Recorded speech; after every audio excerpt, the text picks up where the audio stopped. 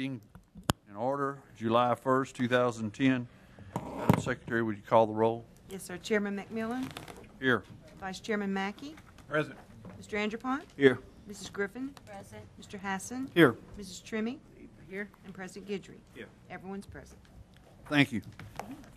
Item 3, consideration of making a recommendation with reference to the following request for special service districts for grant funding from the Gaming Fund. 3.1. Move on 3.1. I got a motion by Dr. Mackey on 3.1. Second. Second by Mr. Hassan. 3.1 is Ward 2, Fire Protection District 1, $12,513 for the purchase of a generator for the new fire station on Manchester Road. I got a motion second on 3.1. Any discussion? I do. Okay, go ahead. Thank you. Brian, does that, nothing can be used from any of the Ike Gustav for a generator? Actually, I don't think that one was on the list. Okay. I don't know if they're included on that one or not. I just want to make sure we're not double counting these. Did not make the priority list. It did not. Okay. did not. Thank Okay. you. Thank you. Got an update on that one. Any other discussion? Any objection? Hearing none, 3.1 carries. 3.2, Ward 4, Water District, number Move on 11 of Ward 4 and 7, Second. $3,700, $21.89 for the purchase of piping material related to water line expansion to serve the children's home. We got a motion by Mr. Anderpont and a second by Dr. Mackey on 3.2. Discussion, Mr. Anderpont. It's not really a discussion. I presume this will come out of the big pool of Yes. Ward 4 pool. Out of the big Ward 4 pool. Thank you. Thank you. Any other discussion? Any objection? Hearing none, 3.2 carries. Item 4, consideration of making recommendation with reference to request from the City of DeQuincy for funding an amount of $100,000 for Buxton Creek concrete drainage project between Perkins Street and Overton Street in DeQuincy. I have a motion by Ms. Trimmy and a second by Dr. Mackey. Ms. Trimmy, discussion? Yeah, I just want to bring y'all up on this project. The city of DeQuincy has $100,000 that they're putting up for this project, and also Mike Danahay was able to acquire $250,000 out of capital outlay also for this project, and they're going to be applying for the Road and Drainage Trust Fund, and they'll come in with $450,000. So it's going to be a real good project. It's the finishing part of the concrete in Buxton Creek. Thank you, Ms. Trimmy. And I know we all appreciate any time we can get joint service agreements and fundings for projects from different sources. Thank you for your hard work. What was it Algie Bro used to call it years ago? He called it something Bluff. Coogan's Bluff. Coogan's Bluff, I think. Coogan's Bluff. Eastwood movie or something. Ms. Coogan's Griffin? Bluff. I knew he had a name Yeah. for Buxton Creek. Thank you, Mr. McMillan. I have a question, may I ask to Ms. Trimmy? Sure. Yes, ma'am. Ms. Trimmy, is that the name of the home, children's home? Now, the children's home is Ward 4 and 7. Mine is number 4 on Buxton Creek. Oh, okay. The children's home is, I guess that would be, It's going to be in conjunction with the Methodist Church Children's Home for Orphans. Oh, okay, thank you. Yes, oh, I know where you're talking about now. Right there It's before you right get there to on this road. 27, yeah. Okay, but Okay. but the name of it is, that's not the official name? No, no, ma'am. Okay, thank you. All right, I got a motion second on item 4. Any other discussion? Any objection? Move to adjourn. Item 4. Before we adjourn, I want to ask this committee, is there any other matters for consideration on the Budget Committee? With that, no other matters. Motion by Mr. Anderpont to adjourn, second by Dr. Mackey. We stand adjourned. Put some money in my...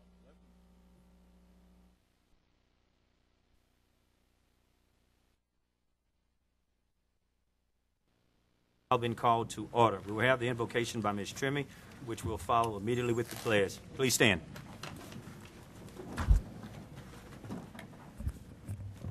Most Heavenly Father, we thank you for the gift of life, the gift of love, the gift of all the folks that we have here tonight with us. We want to bless each one of you, bless your lives, bless each one of us as we are with the chore to serve and to be one of those that has the honor to be able to represent this great parish and the great people that live here. I want to thank each one of my jurors for the people that I work with, dear Lord, that we all work together as a team, because we're here as a team to be able to make Calcasieu the best that it can be. And I really love each one here. I love our staff. I mean, they do just an awesome job. So, Lord, I want you to put the healing hand on each one of them and lead us and guide us and down the path that you would have us to go. And in Jesus' name, I pray. Amen. Amen. We all face the flag, please. I pledge allegiance to the flag of the United States of America and to the republic for which it stands, one nation, under God, indivisible, with liberty and justice for all. Roll call, Madam Secretary. Yes, sir. Mr. Anderpont? Here. Mr. Brayman was unable to attend this evening. Mr. Collins? Here. Mr. Farnham? Here. Mrs. Griffin? Present. Mr. Hassan? Here. Mr. Landry? Dr. Mackey? Present. Mr. McMillan? Here. Mr. Scott? Here. Mr. Spell? Here. Mr. Stelly? Here. Mr. Sias? Present. Mrs. Trimmy? Here. And President Guidry. Thank you, Madam Secretary. We want to welcome everyone here tonight, and we appreciate you coming. We know the weather was a little bit damp today, but we thank all of you for being here tonight. And if there's anyone here in the audience that would like to speak on any of the items, there are some blue cards to the rear of the room. We'd ask you would fill those cards out, and please give those to Ms. Jessica, where she can get those passed on to us so that we can make sure that you're heard on that item. And also, there's two visitors here tonight we'd like to recognize. Mayor Kenny Stinson, who's just a local. We're always good to see you, Mayor. And also, Water District Number 11, Mr. Ronnie Bauer, President. Thank you for coming also. And at this time, we'll go ahead and begin. Item number 5, take appropriate action on applications for liquor and beer permits. Mr. Vickers. Mr. President, we have no applications tonight. Move to approve. Move to approve. I have a motion by Ms. Griffin, second by Mr. Collins. Any discussion? Any objection? Hearing none. Item number 5 passes. Item number 6, consideration approval of payments Move on all 6. current invoices. I have a motion by Mr. Anderpont, second by Dr. Mackey. Is there any discussion?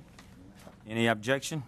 Hearing none. Item number 6 passes. Item number 7, presentation of proclamation to Dr. Robert A. Bear, recently retired, President of McNeese State University, in honor of his distinguished career and service to our community. I would take the mic, and I'd ask that Dr. Robert A. Bear would come with me, please.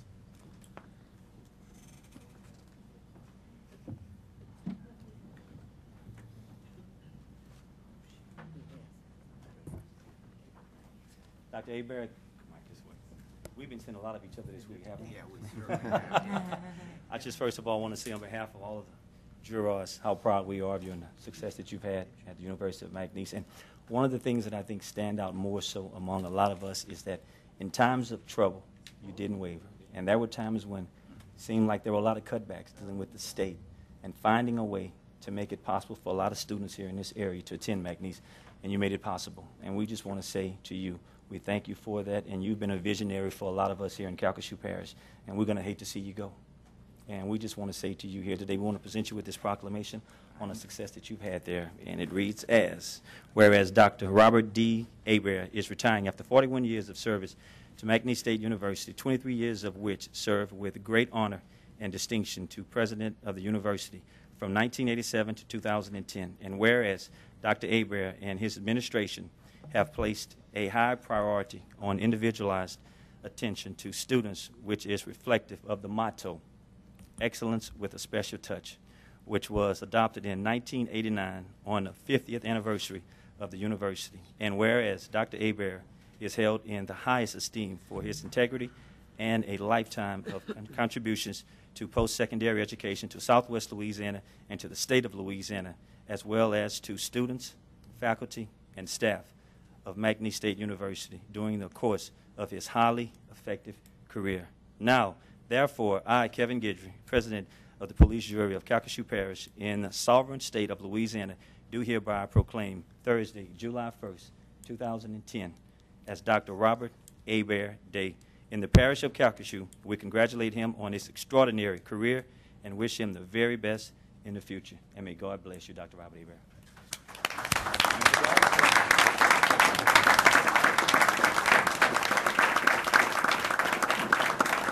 We know a lot of times, as being the president, a lot of times you don't receive a lot of things, but you're always asked to give a lot of yourself. So this is going to be a medallion first time ever made for anyone. You would be the first recipient to receive this medallion. From all of us here at the Calcasieu Parish Police Jury, we just want you to say congratulations, we love you, and we wish you the very best, Dr. Robert Hebert.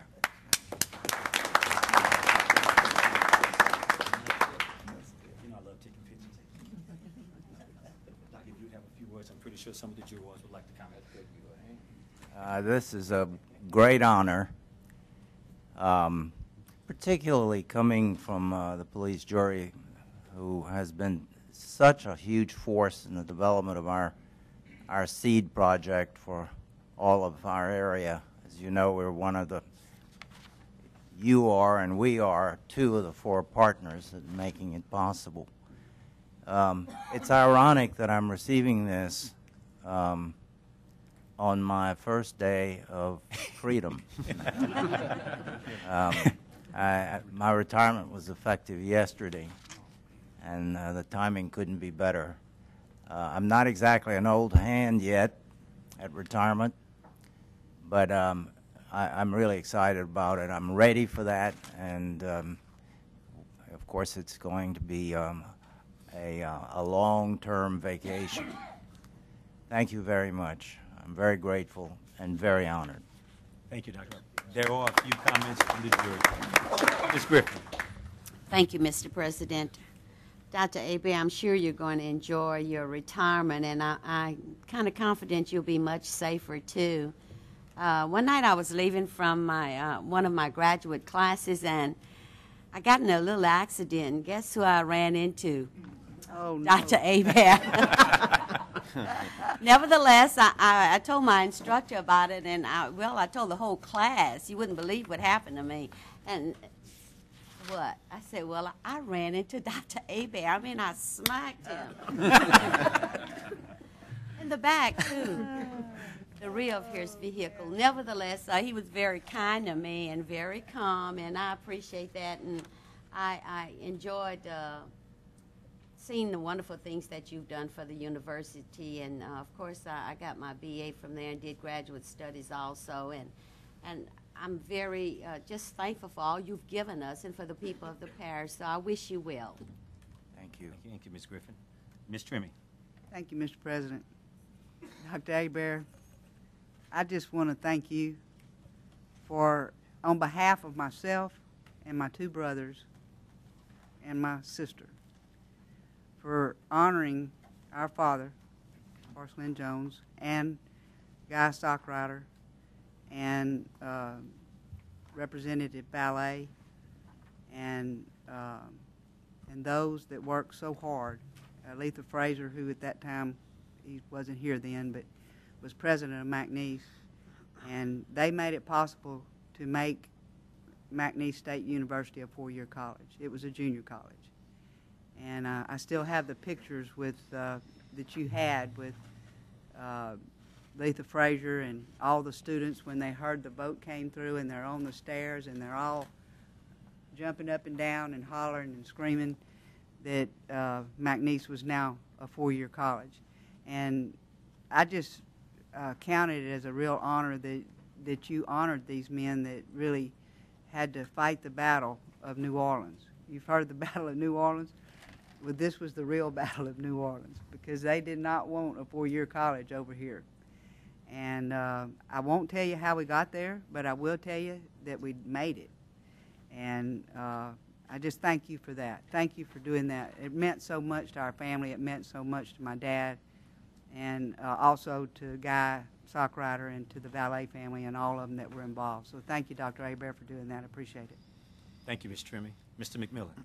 Thank you, Dr. Hebert. All the lines can be used, truly missed, big shoes to fill, but it's absolutely true with you and what you've done. And I want to congratulate you on what you've done in helping to bring the Seed Center to fruition here in Calcasieu Parish with McNeese, the City of Lake Charles, the Chamber, as well as the parish. It's going to be an asset and a legacy that you're going to be leaving behind for this parish. That's going to be a truly great thing for all of us as we have these incubators that start these new businesses throughout our parish. I can tell you, I hate to know that you retired today. I was hoping, as they have presidential pardons, that maybe I could get an honorary degree, but it looks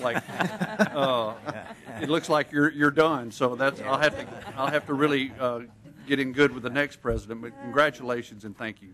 Thank you. Thank you, Mr. McMillan. Dr. Mackey. Dr. Hebert, I just want to thank you for the foundation and the trips that we took together all over the country and Europe, and it meant a lot to my wife and I, and we always enjoyed your being there and the company and the value that you put on the trips that we took, and I thank you for it. Thank you, Dr. Mackey. And again, Dr. Robert Hebert, we do appreciate all the service that you've done here to Calcasieu Parish. And again, we thank you and enjoy your vacation. Thank you.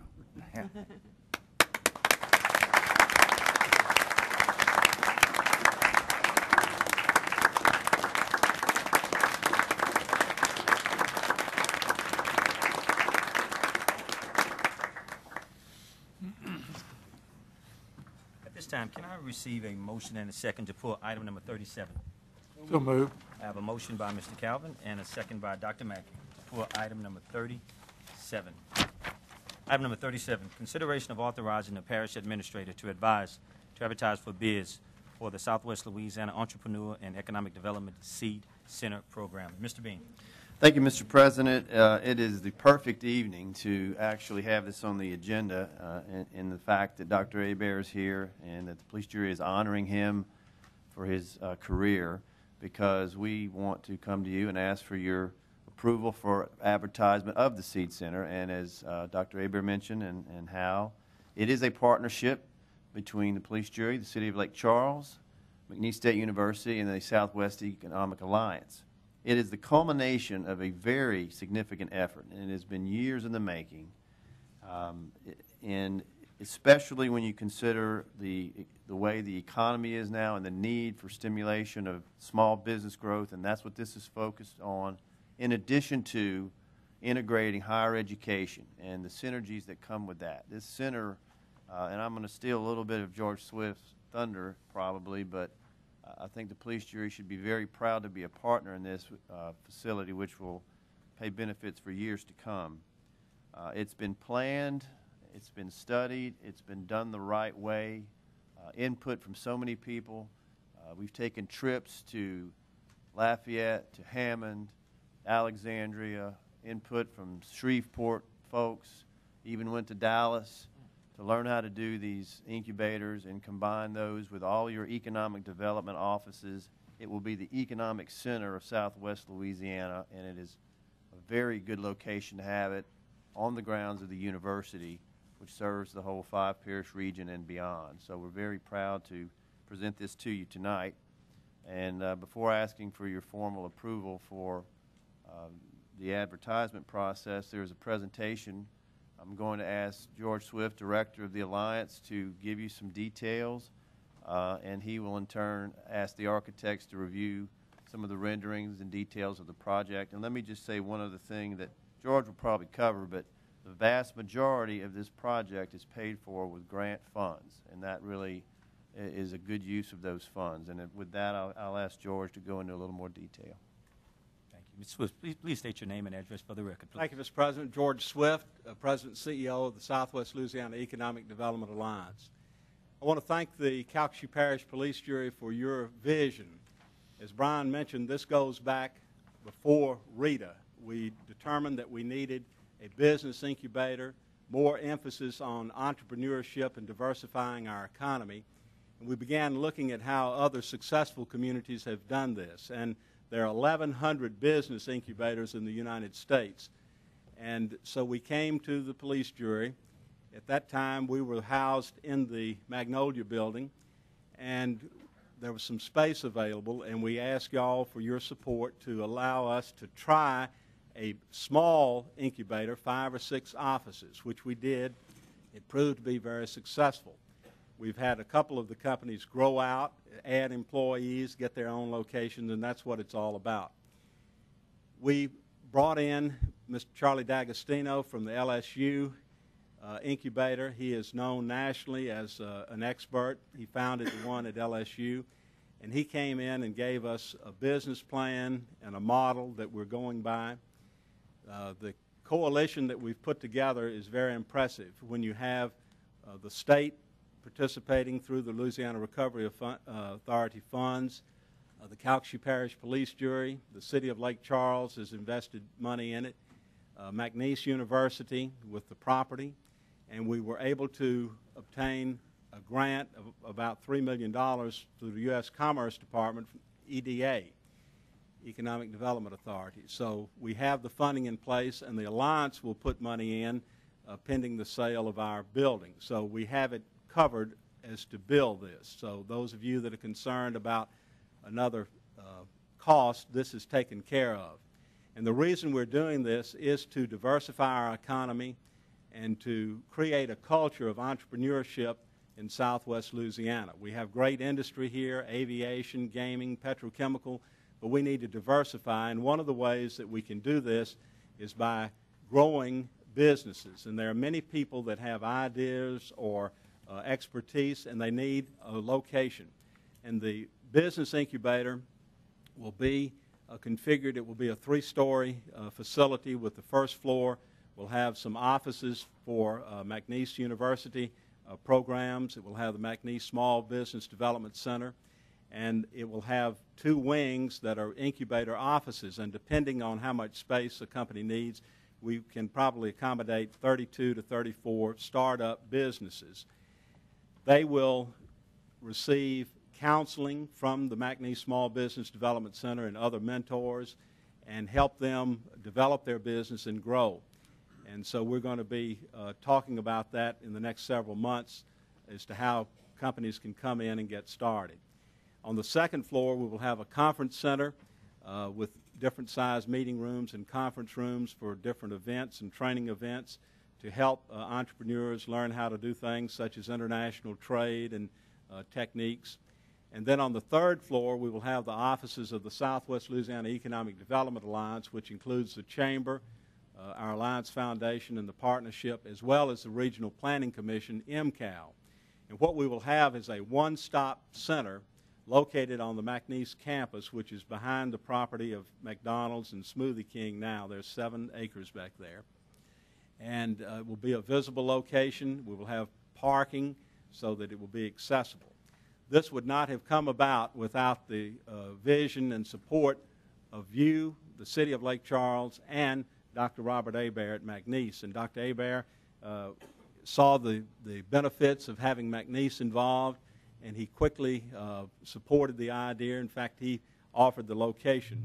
We didn't even know the property existed because you passed by, and so that made it a reality. So, Dr. Hebert, thank you for your contribution to this and for your leadership. As we get into the process, of course, the police jury will serve as the project manager, and that's why the bid request is coming tonight. And we have selected through your organization the architect, Champeau, Evans, and Hotard, and Stephen Hotard is here, and Stephen is going to give you an overview of what the facility will look like. Stephen? Stephen, please state your name and address for the record, please. Sure. My name is Stephen Hotard, and I'm with Champeau Evans Hotard. We are at 2000 Lake Street. Thank you. Okay, Mr. President, jurors, thank you for allowing me to present this information today. I know as the parish body it's very exciting for y'all, but y'all should also know that as an architect it's a very exciting project to design. So I'd like to touch on a few of those design elements today, hit sort of the high points. All right. This is a bird's eye perspective. And what you'll see here, the road on the right, that's Ryan Street. And McNeese is across Ryan Street from this project. You'll notice the golden arches. I don't know if y'all can all see that, but that's McDonald's. That's how everybody will sort of know where this is right now, because the property is sort of hidden. That 7 acres is tucked behind McDonald's, and I don't think many people even know it's there. But we have two entrances, a north and a south entrance, that are already existing at the project, and we're going to be able to tie into those existing entrances. As you get off Ryan Street, you'll go, and hopefully the building will sort of open up to you as you go down this drive, and we'll have plenty of parking out front. You'll notice Contraband Bayou down here, monitor there. And there's residential developments behind. It'll be a 3-story structure, 50,000 square feet. And as you see here, this is the 3-story stacked area here. And then off to the side are the 2 incubator wings that we've designed into it. This is a quick shot of the front.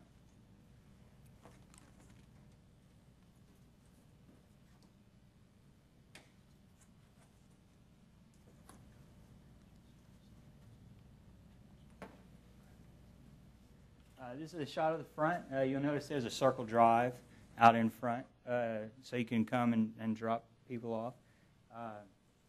That's the 3-story section here in the middle with the incubator spaces off to each side. And then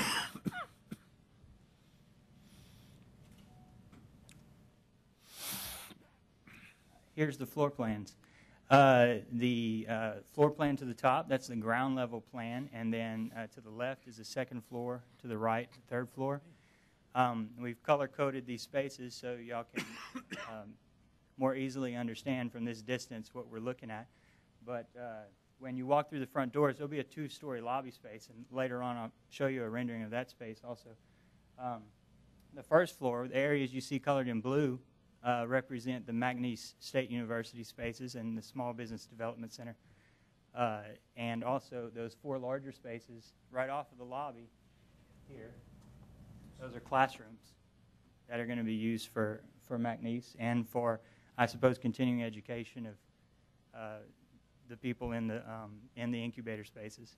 The red spaces are indicating the incubators themselves, and that represents 32 incubator spaces.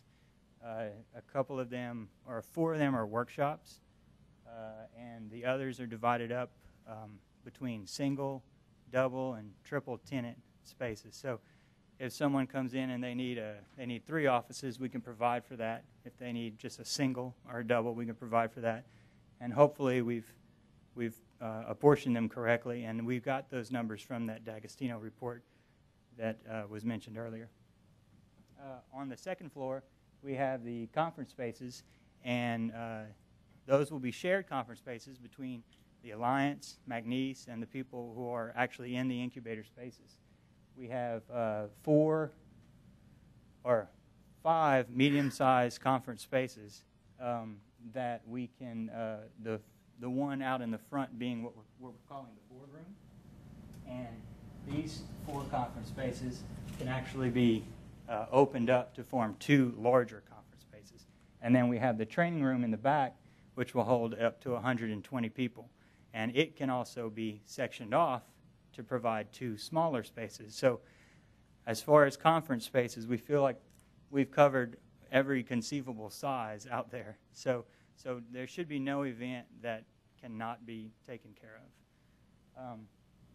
On the third floor, we have the Alliance offices and the MCAL offices.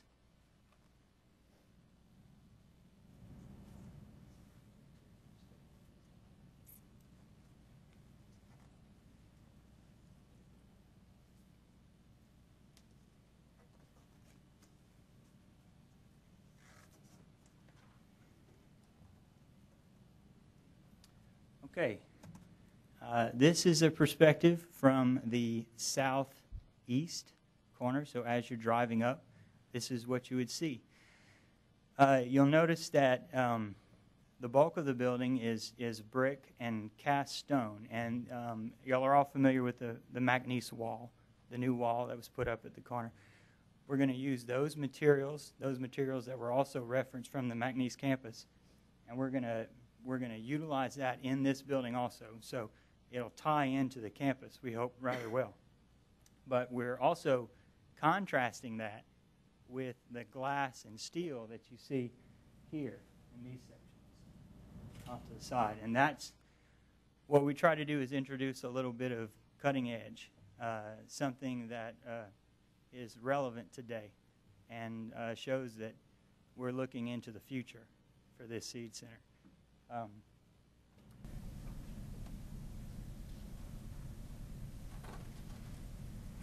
This is a night view.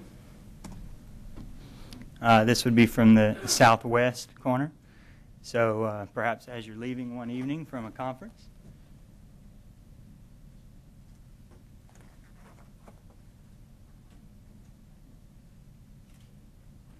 One more board. And to wrap up, this is the lobby. It's a 2-story space.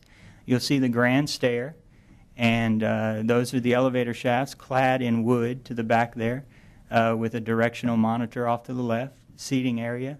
There will be a small lounge off to the right, and then you'll be able to look up to the second floor at the people who are participating in the conference room areas. And so we think it's going to be a very exciting and much needed space for the area. So I hope you all like it also. Thank you very much for your time. Well, we thank you very much. Good, Mr. George. Mr. President, the purpose of this, as we mentioned, is to diversify the economy, to have companies who will employ people and pay taxes, and it will generate jobs and income and diversify our income and our economy in our area. And again, I want to thank you for being a part of this, and Bridget Evans and Stephen Hotard for doing a good job in the design. And if you have any questions, I'll try to answer them, or if they're difficult, I'll ask Mr. Beam to help us on that. Thank you, Mr. Swift. Is there any questions by the jury at this time? We had a motion by Mr. Collins and a second by Dr. Mackey. Is there any discussion? Any objection?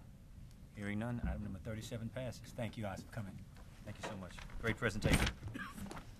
We're going to come back to item number 8, presentation of Calcasieu Parish Police Jury Comprehensive Annual Financial Report for the year ending December 31st, 2009. Mr. Jerry Milner.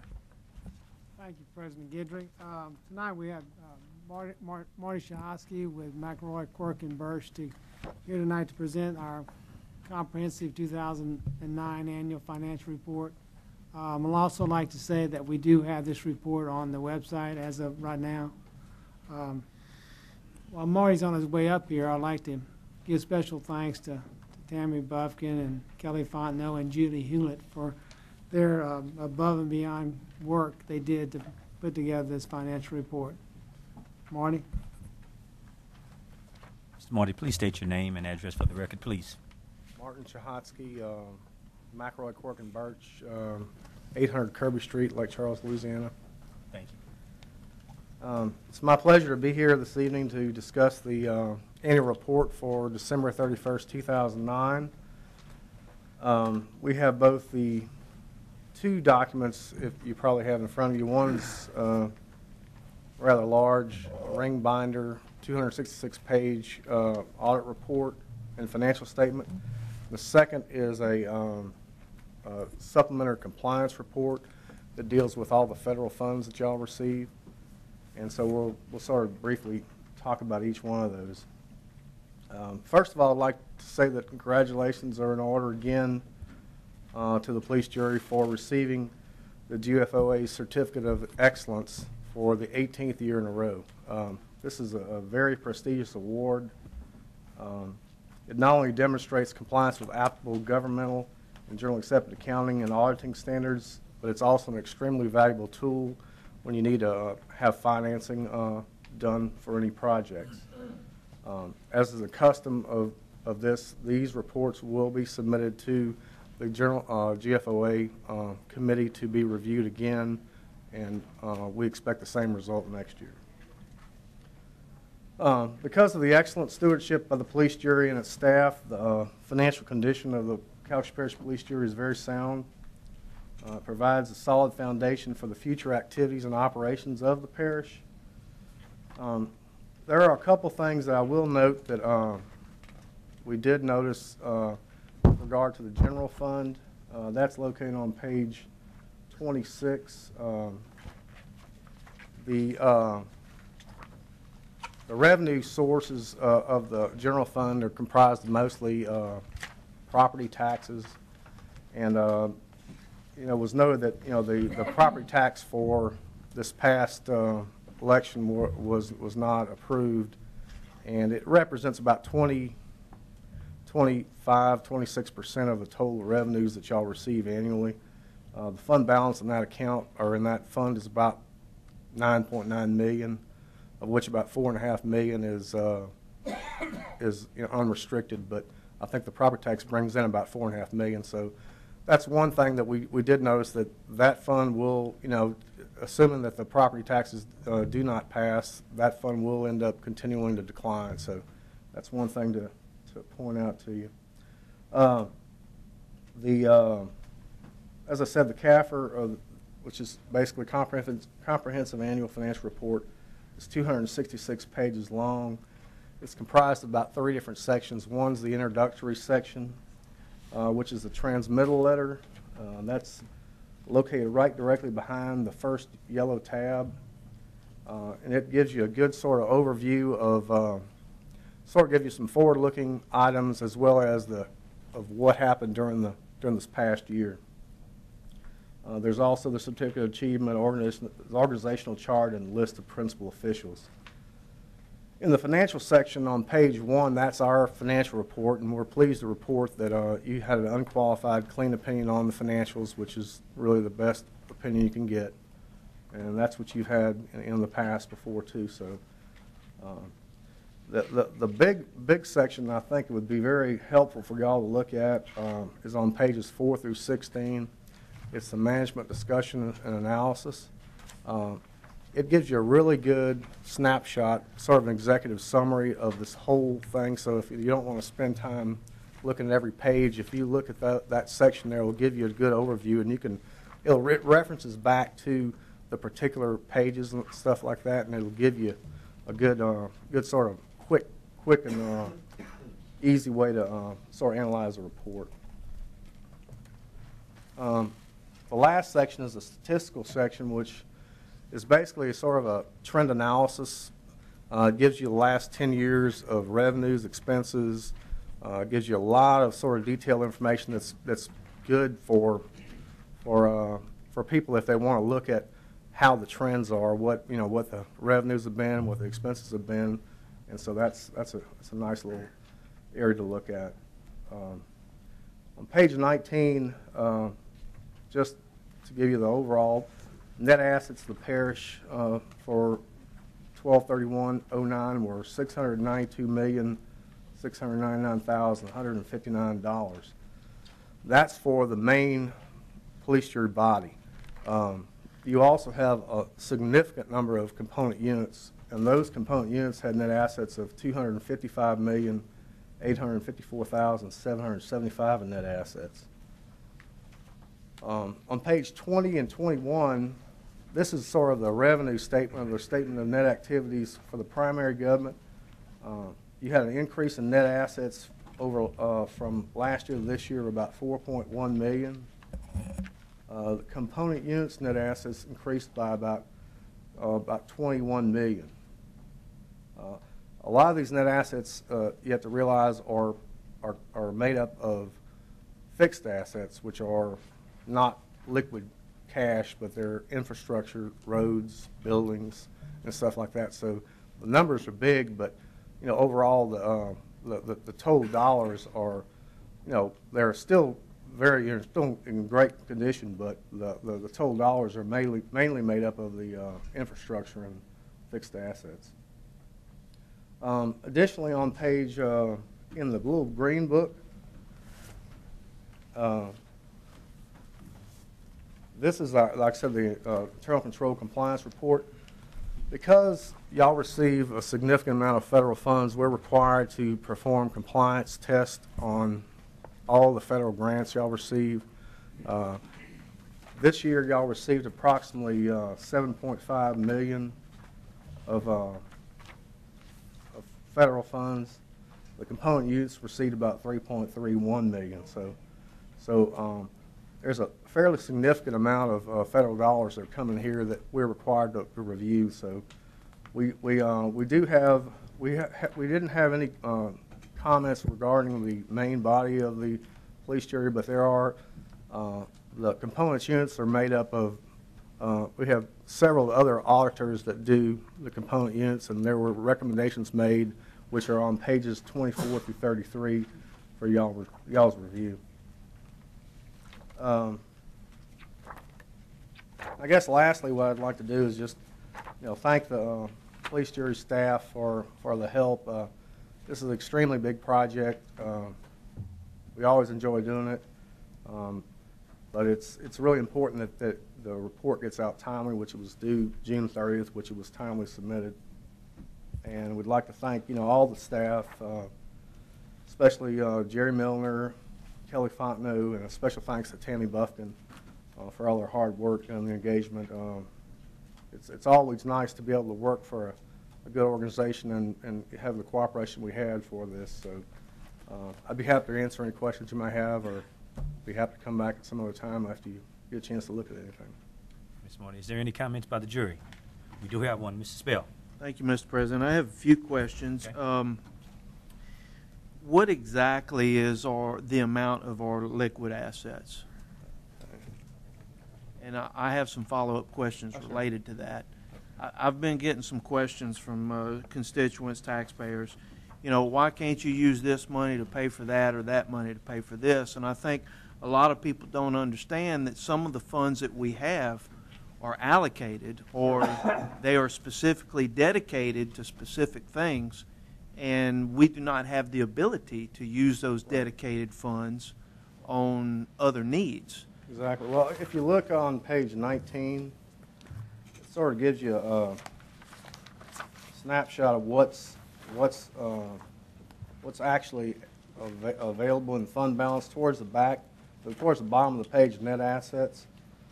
You'll notice there we have $692,699,000 of total assets, but $480 million of that is capital assets.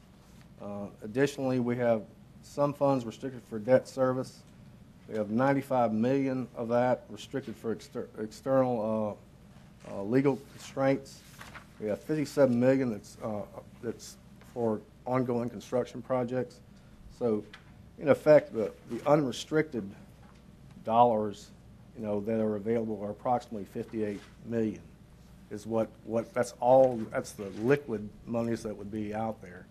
But I mean, so you have a big number for total net assets, but it shrinks down quite a bit when you get down to what's actually expendable.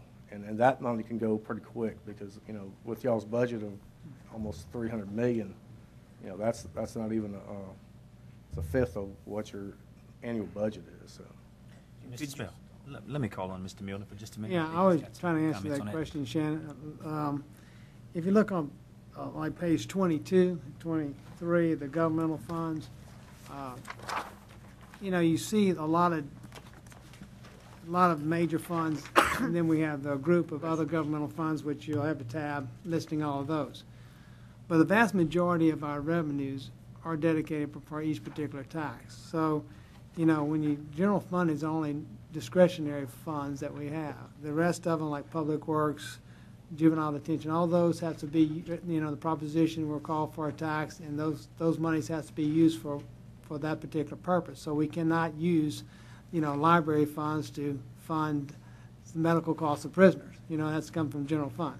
So, there's the cash that's available, you have to, in all these other funds, which are restricted for use of that particular purpose. So it really limits, the only fund that we really have available for discretionary spending is the general fund, which right now we have about $9,900,000 fund balance. So there's not this whole bunch of money that's just, sitting there available when you look at, most of it's dedicated. Well, and that's really the reason behind my question. I get a lot of questions from people, well, if you have this money, why don't you just use that to pay for this? And I basically put that equivalent to borrowing money out of Social Security to pay for something else, which I believe this body does not practice that habit. And I think that's a good thing. I think the fact that we do not take money from one fund that is supposed to be used according to the direction by the voters and use it on something else, I think that's a good practice. And I think that that's something that should be commended, and that the staff and direction of this jury has proceeded in a fiscally responsible manner on that part. So the reason for my question was mainly just I think people should understand that we might have some balances in these funds, but those funds are not available to pay for other needs. They are dedicated for the funds that they're in the balances for. By law, yes. By law. Right. And it is not legal for us to move it around without approval of the voters. Would that be a correct statement? Yes, sir, they have to be used for the designated purpose of the proposition allowed it to be used for. We cannot, after people vote for it, we have to, use it according to that proposition, what it was called to be used for. And we can't deviate from that. Okay. I just wanted to make sure I was clear on that, Mr. President. Thank you Mr. very much. Spell. We appreciate your comments. Mr. McMillan. Well, and kind of follow up what Shannon's saying also, as we go out and do some of these taxes and stuff like this, I think there's a myth out there that people think we have 60, 70, 80 million dollars in a savings account somewhere in unrestricted funds. Would you speak on that behalf, or Jerry, maybe you speak on that behalf to let the folks, I understand they're dedicated, but there's not a big unrestricted savings account out there. Exactly. What it boils down to is the funds, like Mr. Miller indicated, are designated for that particular purpose. So you can't take that money and use it for something else, because what ends up happening, the general fund is your operating fund. That's the fund that sort of takes care of all the discretionary spending, and as you will note, that's like roughly $10 million that's available in that particular fund. You're moving monies between, you're moving restricted monies, but to unrestricted monies is not a good practice, and I think that's the point. There are dollars there, but the dollars are not to be used for, one-time expenditures or whatever. They're used for these particular restricted purposes, because that's what when the laws were passed, that's what the money was designated for, and that's what it's being spent for. And just so I hear it from the auditor, there's no big savings fund of millions of dollars set away somewhere. Well, I mean, as far as the money's allocated and is allocated to those funds, but we don't have unrestricted funds set aside that we can just dip into. No, I mean, all the funds are designated, with the exception of the general fund, are set aside in special special revenue funds and capital project funds that y'all have determined how they're going to be earmarked. And in that $10 million general fund, Brian, if you would just express some of the things that actually come out of that general fund balance that we utilize throughout the parish. The general fund covers, as we've mentioned in previous meetings, the basic state mandated costs we have to provide for providing and maintaining a jail and a court system. And that goes back, way back early on to the beginning of parishes, actually. In addition to that, you've got parks maintenance that provides a good chunk of money from the general fund. Our whole emergency preparedness budget comes out of the general fund. Offices like registrar of voters. And let me mention, too, it isn't just courthouse and jail. The police jury is legally required to provide space for tax assessor, district attorney, clerk of court, and others. And so those are very fundamental. And there's other costs as well, but those are some of the larger ones, and services that people depend on. And of course, when you have the as Marty mentioned, the $4.5 million just for, and that does not pay, by the way, for the entire courthouse and jail system. It supplements what the costs are. Taking that out of a budget, you can see that it wouldn't take long before that fund balance would be zero if you didn't have that source of income. So it is extremely important to that fund. Thank you, Mr. Beam. Thank you, Mr. President. Mr. Spell. A couple of follow-ups, if I may, Mr. President. Okay. Currently, we have just a tad over $9 million in the general fund. Is that correct? 9.9 million, yes, sir. Without the 3.27, which we are asking for in October, what will be the annual liability of the criminal justice operation and maintenance expenses? I think we'd be drawing down from fund balance at least about $5 million a year. $5 million a year. So we would, and like I said, the general fund is the only fund that we have available for, like, for emergencies, you know, for the whole parish wide. If we have to dip into something, it's going to be to help in emergencies. It's going to be the general fund, because it's only discretionary monies that we have. So that it would take just a couple of years, and we wouldn't be able to fund the services that are mandated. So without the 3.27, you're saying that our general fund would be able to sustain those costs for 2-3 years at most? At most 2 years, probably, it would be able to sustain. And then what happens? And then after that, I don't know. We'd have mandated costs that we couldn't fund. And then what happens if the general fund is depleted? There's no discretionary monies available for the parish for emergencies, and if it's depleted, we have to. I don't know how we fund the courthouse and jail system, maintenance of the, those, like Brian was mentioning, all the different obligations we have to supply offices for the district attorney, district judges, so forth and so on, the maintenance of the jail, the feeding of the prisoners, the medical care of the prisoners, and the parks and animal control that we help out, subsidize some of those costs. So it would be extreme hardship on the parish. So we'd be shutting down a lot of stuff. Yes, sir. I don't know how you shut down the jail, but we wouldn't have the money to fund it. So that's a question I never had to, I never had to try to answer before. And one last question, Mr. President, if I Smith. may. Gaming revenue. It is not legal for us to use gaming revenue for reoccurring maintenance expenses. Is that correct? We can do infusions, but we cannot do it on a long-term basis. We've always had a policy, the police jury's always had a policy to do only capital projects, not to use it for operations, because if it goes away, you still have the operational cost, but you don't have the money to supply it. We have used it for capital infusion for capital projects, but we have not tried to rely on it for operationals needs, because it is a funding source that could go away and at any time. We try to use it for major capital projects. Those one-time costs that wouldn't be a reoccurring cost on an annual basis. Like paying our mortgage from the winnings from the track. Well, that's true. Yeah, it may not be there next year. Okay. Yeah. All right. Thank you, Mr. President. Thank you, Mr. Spell. Mr. Size. Thank you, Mr. President. I'm kind of glad we came up with this discussion right now, because the past couple of weeks I've been talking to quite a few people out in the community, and that brings about a good point. I really think that with 3 months left, that we need to team up the jurors and people from the staff, and we need to go out and have some town hall meetings. So whereas, we having this meeting in here, we got a small number of people in here, but we need to go out and be able to talk and explain this to the people, just exactly what we're discussing right here.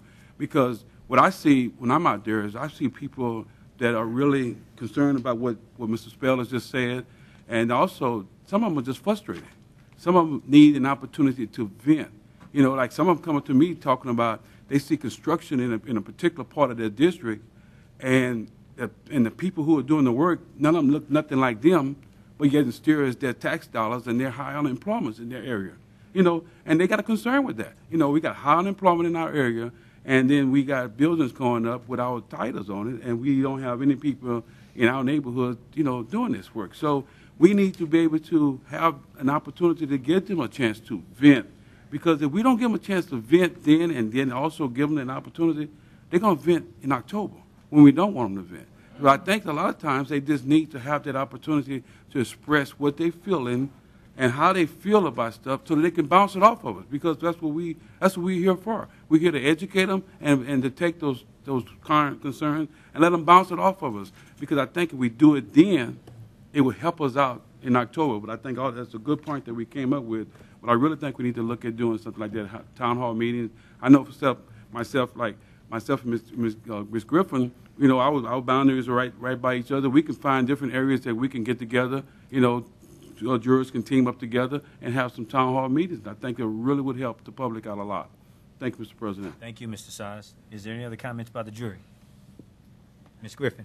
Thank you, Mr. President. I think it's a good time for us to have our budget and to let our citizens of the parish know that this is a very serious matter that we're facing financially. We don't want to scare anyone, but as if you're running your own household, you need to be able to have money set aside if there is an emergency or a dire need.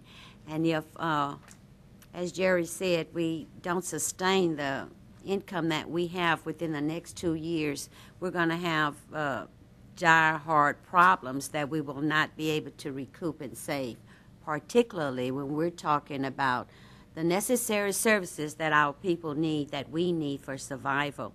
Your jailhouses and our districts, just everything we live on, our daily function needs will be in trouble. And so that's something for us to consider. And we have been going out talking to different organizations in the community, letting them know the importance of our financial stability within the parish. So that's a good idea, Mr. Side, and I think we really need to be more forceful with it to show the urgency and the need. And so be it. We have a choice to make. Either you want to continue to receive the services that's available for you, or you don't want to pay any taxes, then you don't receive the services. It's just that simple. It doesn't sound very nice to some people, but it's a fact of life. If we want to live there, we have to spend money to live. Fortunately, this is a bad time, but what are we going to do? Go without? God forbid if we don't have support from I saw on television a couple of days ago where some part in California, they don't have any services, no policeman, fire department, and that's scary. So we need to take that into consideration. And this budget is letting us know what we are or can be faced with soon. Thank you, sir. Thank you, Ms. Griffin. Is there any other comments by the jury? Mr. Marty, is there any other comments that you have? No, I just like I said, I'll be happy if you have any other additional questions later on. I'll be happy to answer them in the future, and just appreciate the opportunity to perform the audit for y'all. Thank you all very much. Mr. President, I do Go ahead, have Ms. one Griffin. question. Uh-huh. I think I noted somewhere where, in reference to the funds that we're receiving from the federal government, it seems like you said 7-point-something million. 13.7 of the main body and 3.3 million of component units, which are all the different gravity Correct. drainages and all that kind of stuff. And I noticed most of them came after the hurricane with mitigation and all this. But let me ask you another question. How big was the decrease from the federal government financial assistance compared that we have received compared to perhaps the last 2 years? Well, if you take out the FEMA hurricane issue, I think you actually had an increase in federal funds this year because of the ERA funds, the stimulus monies. You received additional monies for that, but those are also restricted for that particular program. You get substantial assistance for Section 8. You get assistance for the utility assistance program. And there's a whole bunch of programs. Yeah, so you have 3 pages. Yeah. But it's understood that if the federal government send us money, then that money is spent only in the area that right. is designated to be right. spent. That's what this is. Separate report. Correct. We have to go through and perform tests to make sure you didn't spend the money where you shouldn't have spent it. So. And how is it that the federal government, so the accountability that you're giving us here where this money is being spent, is there a check and balance? Are we required to let them know? Right. We send this directly to the Federal Audit Clearinghouse, and they review this report. And if they've got any comments, they come back and say, well, we don't like this particular thing, we don't like that thing. So, yeah, it's a pretty detailed thing, and especially the stimulus money is being very scrutinized by the federal government. Correct. So yeah, it's a necessity and it's needed, and Certainly. Accountability is always good. Certainly. So I appreciate that. Thank you, Mr. President. Thank you, Ms. Griffin. Mr. Beam. Thank you, Mr. President. And just to add to what Marty was saying, to answer Ms. Griffin's question, every grant, in addition to the audit, they have very detailed requirements that we adhere to, and so that's done, and it's done through all the departments. And the finance department does a lot of centralized monitoring of that as well, so that's very restricted. My only comment, and Marty did mention it, but I want to say it as well, it is a tremendous amount of work to put this document together, and our auditors did a great job, and Jerry and his staff, and special recognition to Tammy Buffkin and the people working under her who put this together in a very strict timeline. The state's very strict, the legislative auditor, about getting these in on time, and I just want to commend them for the work that they've done and as much as they've done in a short time. So it's really amazing to pull it off. So I just wanted to add that. Thank you for those comments, Mr. Bean. Ms. Griffin. Thank you. As a last statement in reference to the finances and the money that is designated and set aside, and this is not in reference to you, just with Mr. Bean's last statement. My question was really a reinforcement so that we will not continue to get questions that my colleague, Mr. Spell, has been confronted with about the monies that's received and what can and cannot be done. Now, in reference to Mr. Spell asked a question about the gaming funds that we use a non-reoccurring contribution, or however we see fit to word that in the English language. The thing about it is this jury set up that. We were not required by law to do that. We did that because we didn't want to keep dipping in and using and reoccurring requests. And so I think that's a good thing, and I personally would not like to see it change because it's working for us. So that's it, what I have to say about this finances. This is something that I just cannot stress the importance of the position that we're being in now, and that the citizens should know what's going on with us so that when we get complaints about not wanting to do this and not wanting to do that, then they know why. I appreciate that. Thank you. Thank you, Ms. Griffin. And Mr. Marty, we do appreciate you coming and enlightening us on all that. We do have a second and a motion on that item. Is there any discussion? Any objection? Hearing none, item number 8 passes. Item number 9, receive report from staff regarding the structure located at 7454 Blanco Lane, South Lake Charles area. Mr. Robinson. Mr. Thibodeau. Mr. President, since the last meeting 2 weeks ago, when we went out, I've had an inspector go out approximately 6 or 7 times.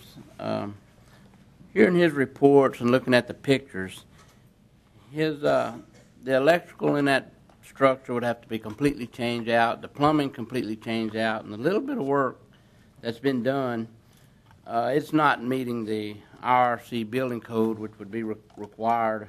And our recommendation remains the same, that the house stay condemned. Okay, Mr. Thibodeau.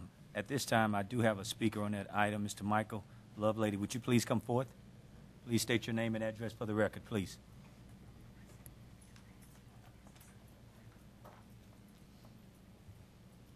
Michael Lovelady, 7454 Blanco Lane. I'm not sure where the gentleman got his information on the electrical. The electrical is copper. It is 12.2. The box in the trailer is a 100 amp box, which was, at the time of the manufacture of the trailer, was what they put in it.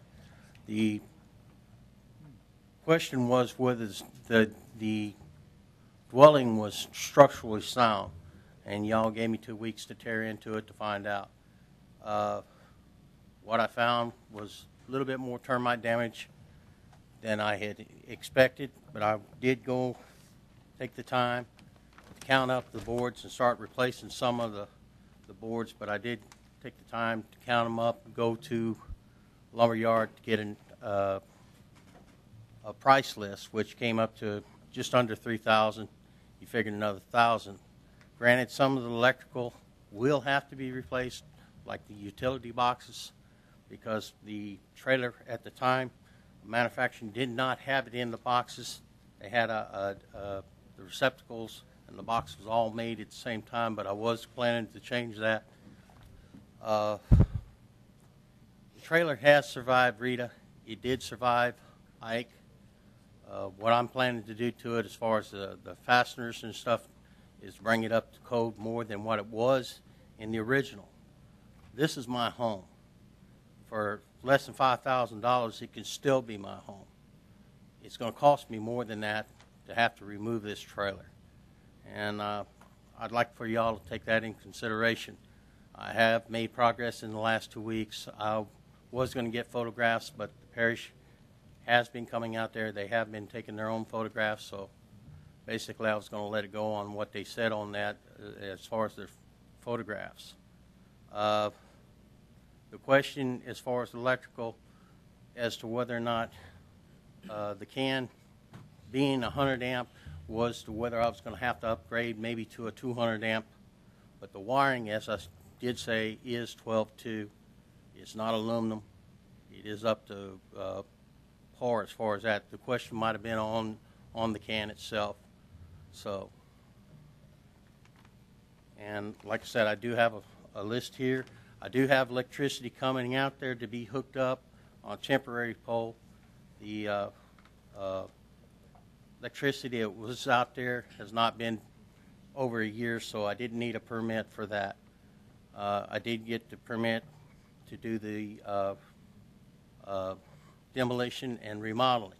And as of yesterday, I was in the process of replacing floor joists when my contractor went over there when the inspector showed up, and the inspector told him basically for me to cease until the meeting today. Probably got 10% of the floor started back into that I have changed the floor joists.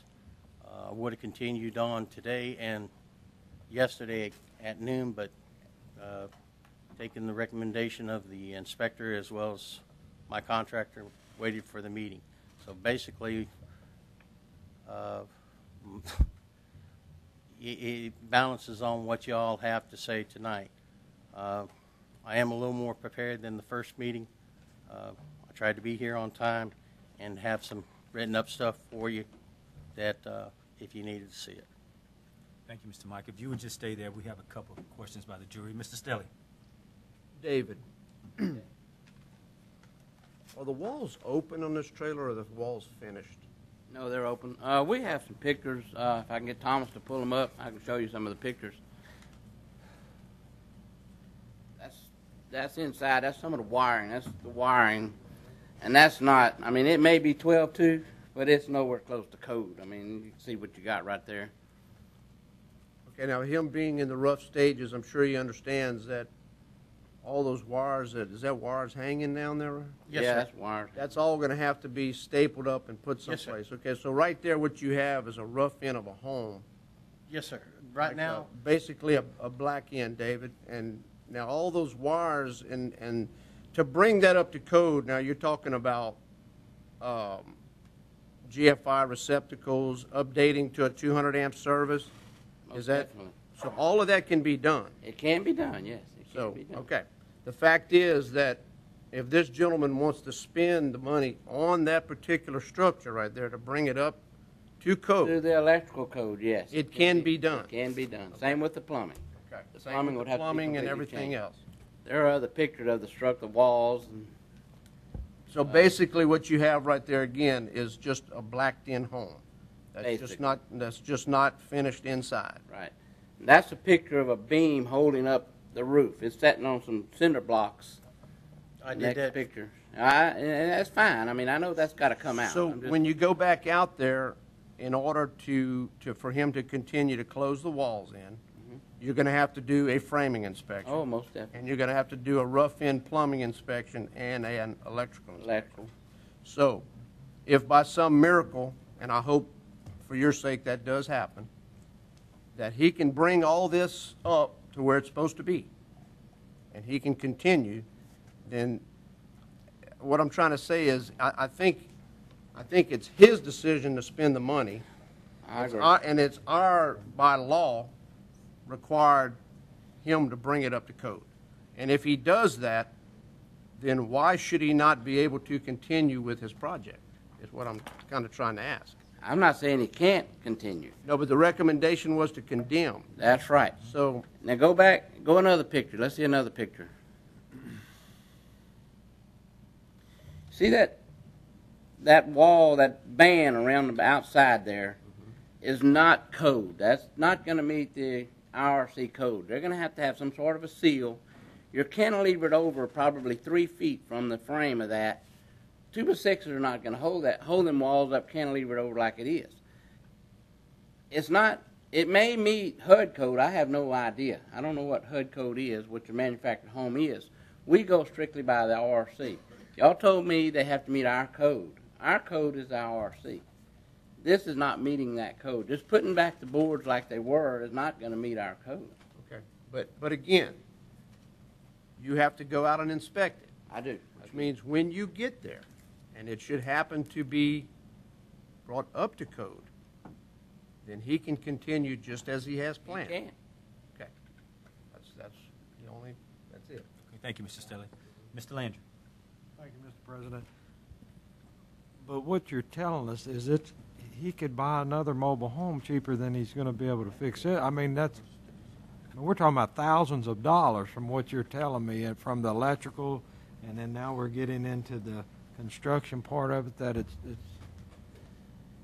Mr. Landry, I'm not going to tell you yes or no. I know I've seen manufactured homes that you can buy for $3,000 to $5,000 in much better shape than this is. So I'll have to, yeah, you can't. $3,000 in just lumber. I mean, that isn't counting all the rest. Exactly. And, you know, that's only, I guess if he does choose to do it, that's his business, but he has to do it in the time frame. And you know, the money and the time frame, and I mean, that's just, I mean, to me, it's almost an impossible task, but I just feel bad that after 30 days, the person comes back up here, he spent $7,000, and then it still gets condemned. I don't like being put in that position, but, you know, you're not going to have any choice. Thank you, Mr. Landry. Ms. Griffin. Thank you, Mr. President. The gentleman said one thing that stayed with me. He said that it would cost him about the same amount to tear or demolish the trailer, just the same amount that it would take for him to repair the trailer. Under those circumstances, I most certainly would like to see him repair his trailer, do whatever he can to salvage it, rather than to tear it down, and the man is saying it's going to cost about the same amount of money. That's one thing. I don't know anything about it because that's not my area of expertise, but I do know if the gentleman is saying that I could repair it, it's going to cost me the same amount it would to tear it down. I would like to give him that opportunity. Now, in reference to meeting our standard, David, do we have a list, or what are we going to do so that this man could know that the work he's doing will or will not pass your inspection? Because I would hate for him to do something or make repairs and then it doesn't pass the inspection and he would lose the funds that he's put in it. Or do they just go out and do their thing and then come back and you inspect it? Or do we have something that our citizens could use to go by to say, look, I need to have this 2x4 or whatever they need to get the job done? How do you do that? Well, Ms. Griffin, we work with the people as much as we can. At the same time, contractors should know the code. They should know how to build it to meet our code. Okay. And there are a lot of individuals that come in that want to do their own work, and we help them as much as we can without designing the building for them. I mean, that's not what we're supposed to do. We're just looking to see this done. David, I didn't ask you anything about designing anything.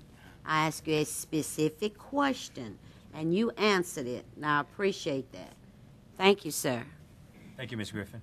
Vice President, Mr. Porter. As it stands right now, this property is condemned.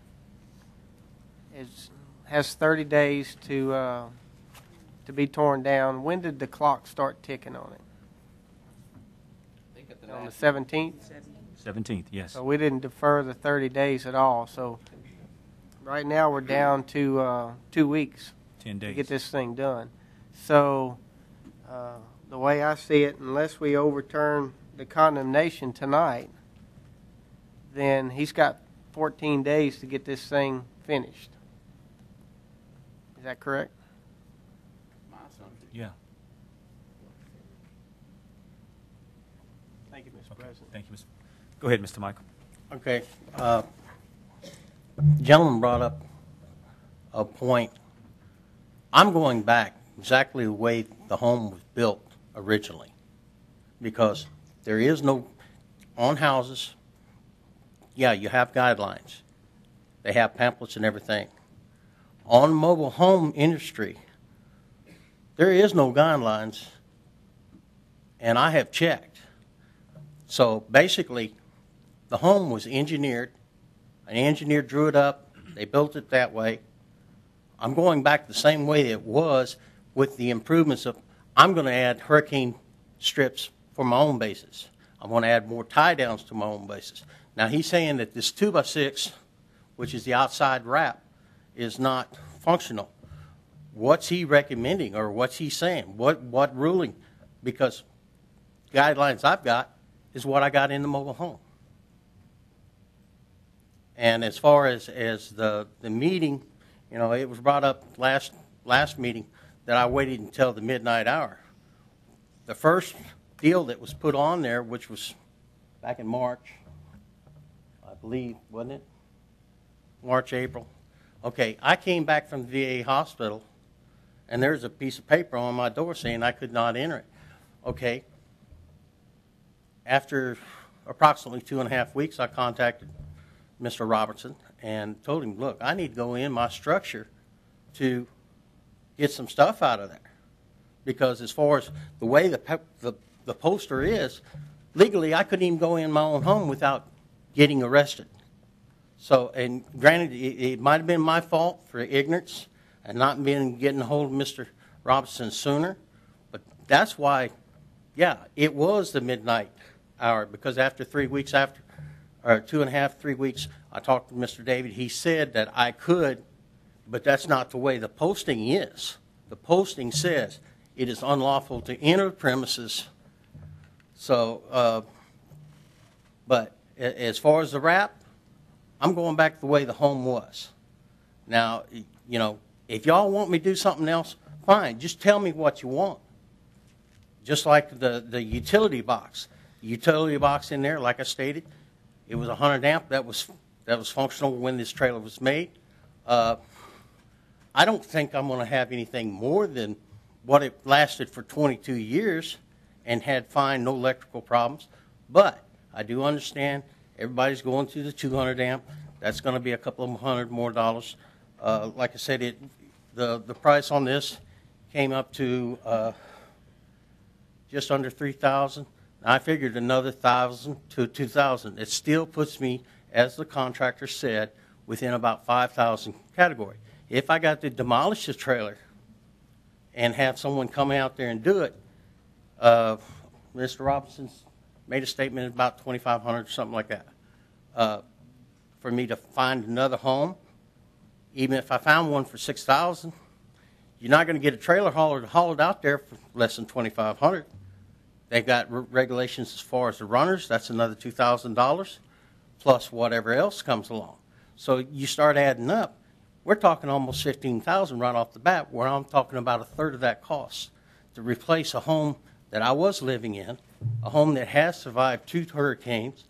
Granted, it got in bad shape through Rita, and because of my neglect and hold on, and stuff, that the termites got in there and it did a lot more damage. Okay.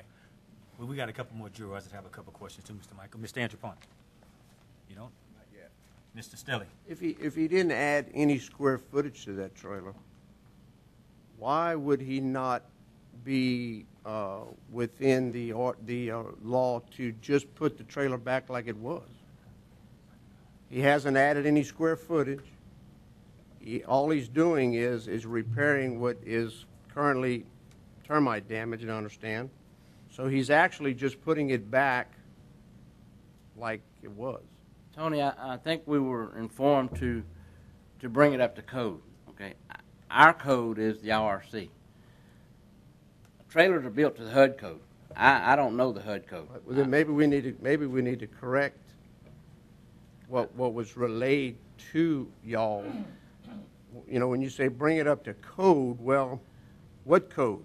Well, it's not a home. as we know a home, built from scratch, it is a home, but it's a home built in a factory.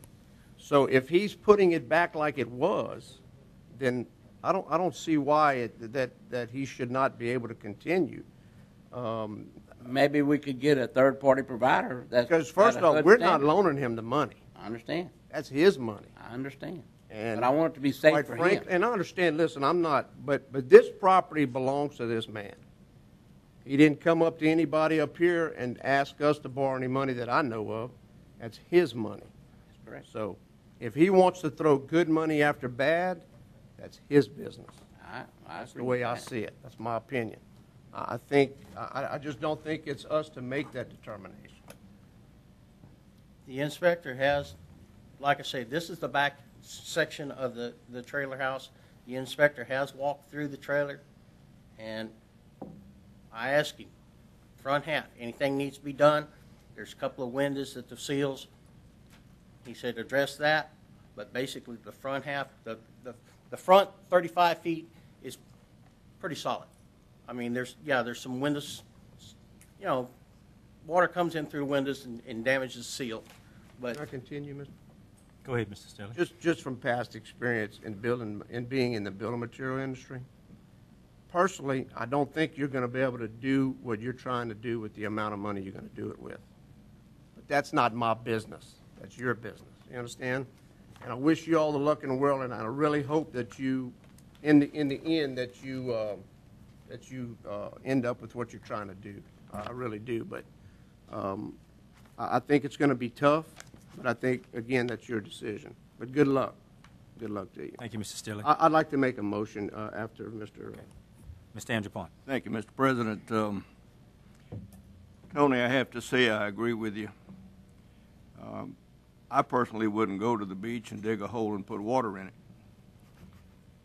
But I can understand this gentleman's position. He has a piece of property that he's trying to preserve. Whether or not he can achieve his goal, I have no clue. He does make a valid point in that at one time that mobile home was manufactured at a facility, and if it was brought into Calcasieu Parish, apparently at that time the codes were being met. I understand what we're trying to do here, and I'm not condemning our positions and the codes that we have in Calcasieu Parish, because they are in place to make safety factors available to everyone concerned. I agree with Tony. I don't know that you can achieve what you're trying to do. I don't have a problem giving you more time if that's really what you want to do. At some point in time, though, I think you're going to have to understand that you're either on schedule or you're not, and it's going to be awfully difficult to come back to this elected body and say, look, I've spent $7,000, I'm out of money, I need $3,000 more, but I need another 90 days. I don't know how that's going to fly. If you think that you can move forward and do what you're explaining to us tonight, and you think you can meet that goal, then I'm in your corner. However, that being said, at some point in time in the future, we got to draw the line in the sand and say enough is enough. Thank you, Mr. President. Thank you, Mr. Andrew Point. Mr. Stelly. I think Mr. Hasson's before me. Go ahead, Mr. Hasson. Thank you. Thank you, Mr. Stelly, also. My question is, we had several homes after Rita that had to meet, if the percentage was over a certain amount, and I don't remember what that was, and I'd like for y'all to provide us with that. 50%. Over 50%. If it's over 50%, they had to meet current codes. Is that correct? Is this structure over 50%? Yes, Mr. Hassan, it's much over 50%, but that, I don't think that includes manufactured homes. This was a manufactured home. Okay. A manufactured home is a completely different animal. I mean, I don't know how to explain that to you, but actually the manufactured home meets the HUD. It is built by the whole HUD standard. We don't look at anything to the HUD standard. When we look at it, it's got to be the IRC. There are third-party inspectors out there that do look at the HUD standards. Now, why one of them can't be brought in to look at this and see if it's meeting the HUD standard, I would highly recommend that. but I can't say do that, you know. Thank you. Thank you, Mr. Hassan. Mr. Stelly? Building permits have all been, he's got building permits, electrical permit, plumbing permit. I don't know about plumbing, electrical. I know he has building. Okay, so after he gets all of those things pulled and he's got all those permits, he's got a year to finish it, doesn't he? Under those permits. 180 days. 6 months. Not a year. For a building permit? 6 months, okay. Can you do that? Are you going to, can I ask him a question? Though? Go ahead, Mr. Stelly. Do you plan, what is your time, to complete the job? Do you have any idea? That's all up to you. I mean, as far as I was concerned, y'all told me 30 days, but you told me 14 days to tear out to see what I had, and which I think I met that guideline. I was going to ask for a little bit more time going back in with it. As far as the plumbing and the electrical, now, like I said, I'm willing to go on the electrical box and upgrade it to a 200 amp because I understand that. I'm in the building trade myself. But what other part, as far as the wiring, I was planning to replace the receptacles and the boxes in this area, this half of the trailer, because it's open. I mean, like I said, if you're familiar with trailers at all, they have this little cheap receptacle. The box is all made together, which, is fine when it was made, but for my own benefit, while I've got it open and everything, I will spend the extra money and put receptacles and boxes like it's supposed to be. I'll put also the good insulation in it. As far as the OSB, according to lumber yards, OSB is supposed to be stronger than plywood. I still don't agree to that, but it's cheaper than plywood. So, but I have no problem in meeting y'all if you meet me, and I understand that. As far as the time frame, yeah, I would like a little longer than 2 weeks to try and put it back together because when you put something back together, it takes a little more time than tearing it apart. He's not under any time constraints except the 180 days that's from the permit. Not for the permit, no. If we rescind the condemnation, then the only time he's under is the permit period, and he can go back and get an extension on that, and that's pretty standard because that happens all the time.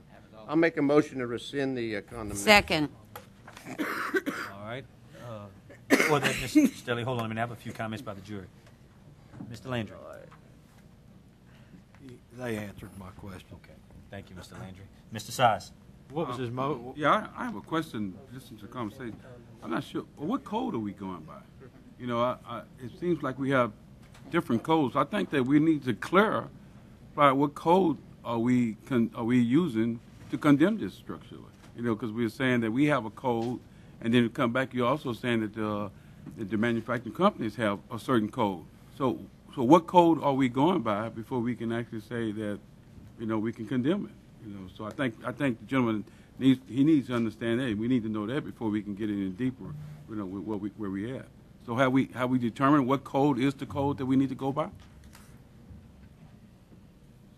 Anyone has that?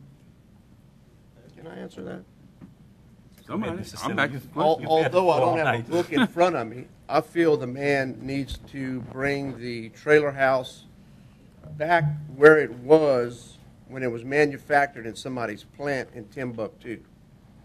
And is that acceptable? Is that an acceptable code for? It's obviously acceptable if it was allowed to be brought into the parish.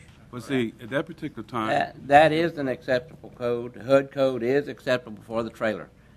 Although there's no one in our staff that knows the HUD code, it would have to be done by a third-party provider from wherever. I don't know. I know that IBTS is the company that does all manufactured homes, so they could possibly be contacted and get someone in here to inspect it. right? And I guess my question is there such thing as a post-RETA code? Because this was built before RETA. And so now we have a lot of different codes that have happened since RETA. So is this a post-RETA code that we're talking about? So we need to look at that before we judge and see how we're going to condemn this thing. So That's one of my questions I have. Thank you, Mr. Size. Also have a comment by Mr. Robertson. Yes, I just want to clarify one thing. Mr. Lovelady said about the cost of demolition. We just quoted out a mobile home similar to his size of a mobile home, and the low quote on it was about $1,700. So it's not going to take $4,000 or $2,500. And I did tell this to Mr. Lovelady. Also, I want to make one other comment. The parish does have some outstanding liens presently on this property for junk and down tree cleanup, $1,308 right now. Thank you, Mr. Robertson. Mr. Sias, the HUD code has been in effect on manufactured homes since 1974. Okay. And so did they change any of it? Not to my knowledge. After the hurricane? Not to my knowledge. Thank you, Mr. Size.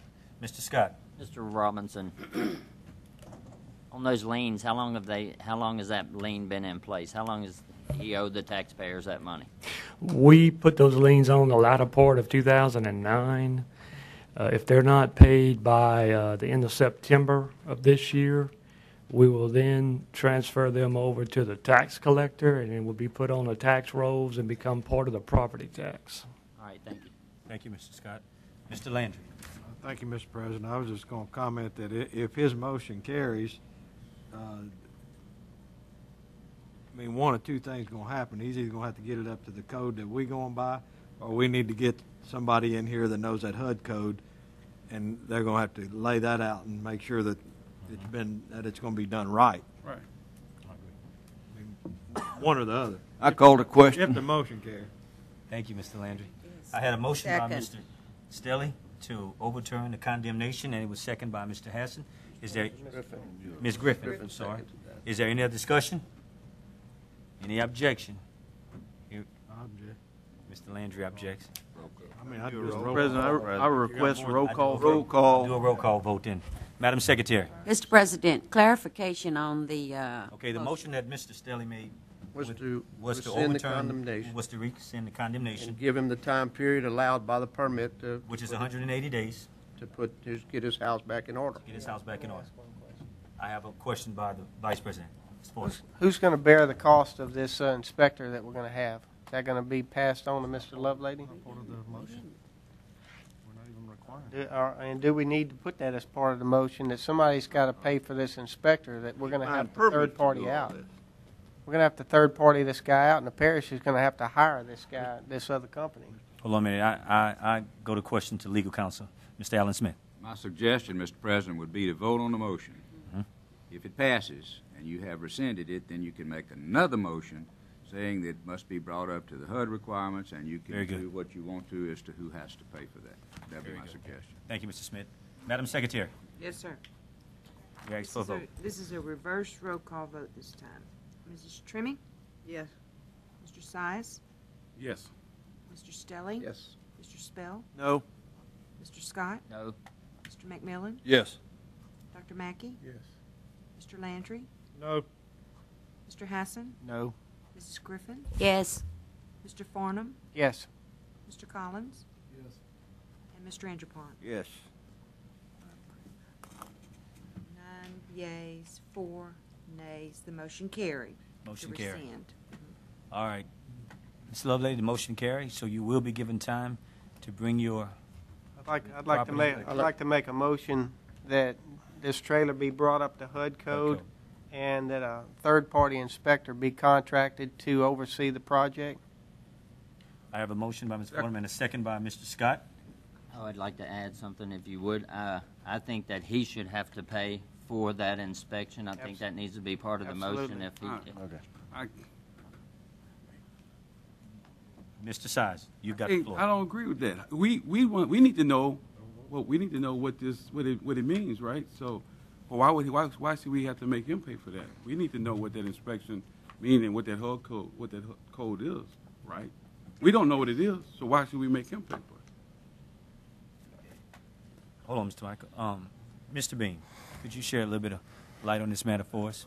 Because I'm thinking if it's his property and if he's got to bring it up to HUD code, he's going to be required to do that. That shouldn't be Yeah, I don't know expense if I there's- feel we should take on I if don't know that's there's a something that he's got to precedent do for for his that. property. If you've allowed him to, if you want a separate code you want to meet, I think it's well within your right to have him pay for that. And I don't know what the cost would be. We'll have to get a price on that. Thank you, Mr. Bean. Mr. Hassan. Thank you, Mr. President. The third-party inspector basically will just lay out for him what he needs to do to bring it up to code. Is that correct? Am I assuming that wrong? I would think all he would do is go out and see if the work is done meets the code. If it does not, he'll either approve it or disapprove it. So basically, he could spend $7,000-8,000 and be told it didn't meet. Basically, yes. Thank you, Mr. Hassan. Ms. Griffin. Thank you, sir. This has been a long, long one. I don't think all of this is necessary because the trailer that this gentleman owns, that's a pre-Rita trailer. Are we going to send or go back and send out someone from FEMA to go and inspect all the trailers that we've already approved that was damaged after Rita? I don't think that's necessary. I can't support that. That's a good idea. It's very thorough thinking. I always like your thinking. But I don't think it's necessary as far as my reasoning is concerned that we would even go to that extent to have FEMA come out to inspect a trailer that was good enough for Calcasieu Parish to approve to be here in this parish before the hurricane. Now we're saying we let you in, something happened, and I rest my case. I can't support that. Thank you. Mr. Andrew Point. Thank you, Mr. President. Thank you, Ms. Griffin. I think you stated that very well. If he's buying a building permit and he's got to buy electrical codes and whatever, why should he have to pay again? It seems to me like the cost has already been paid up front. We're double dipping here, guys. That's exactly what we're doing. If we make him pay for a third-party inspector, we have double dipped. I don't care how you cut the cabbage, it's slaw. Thank you. Thank you, Mr. Andrew Point. Mr. Porter. Let me clarify something.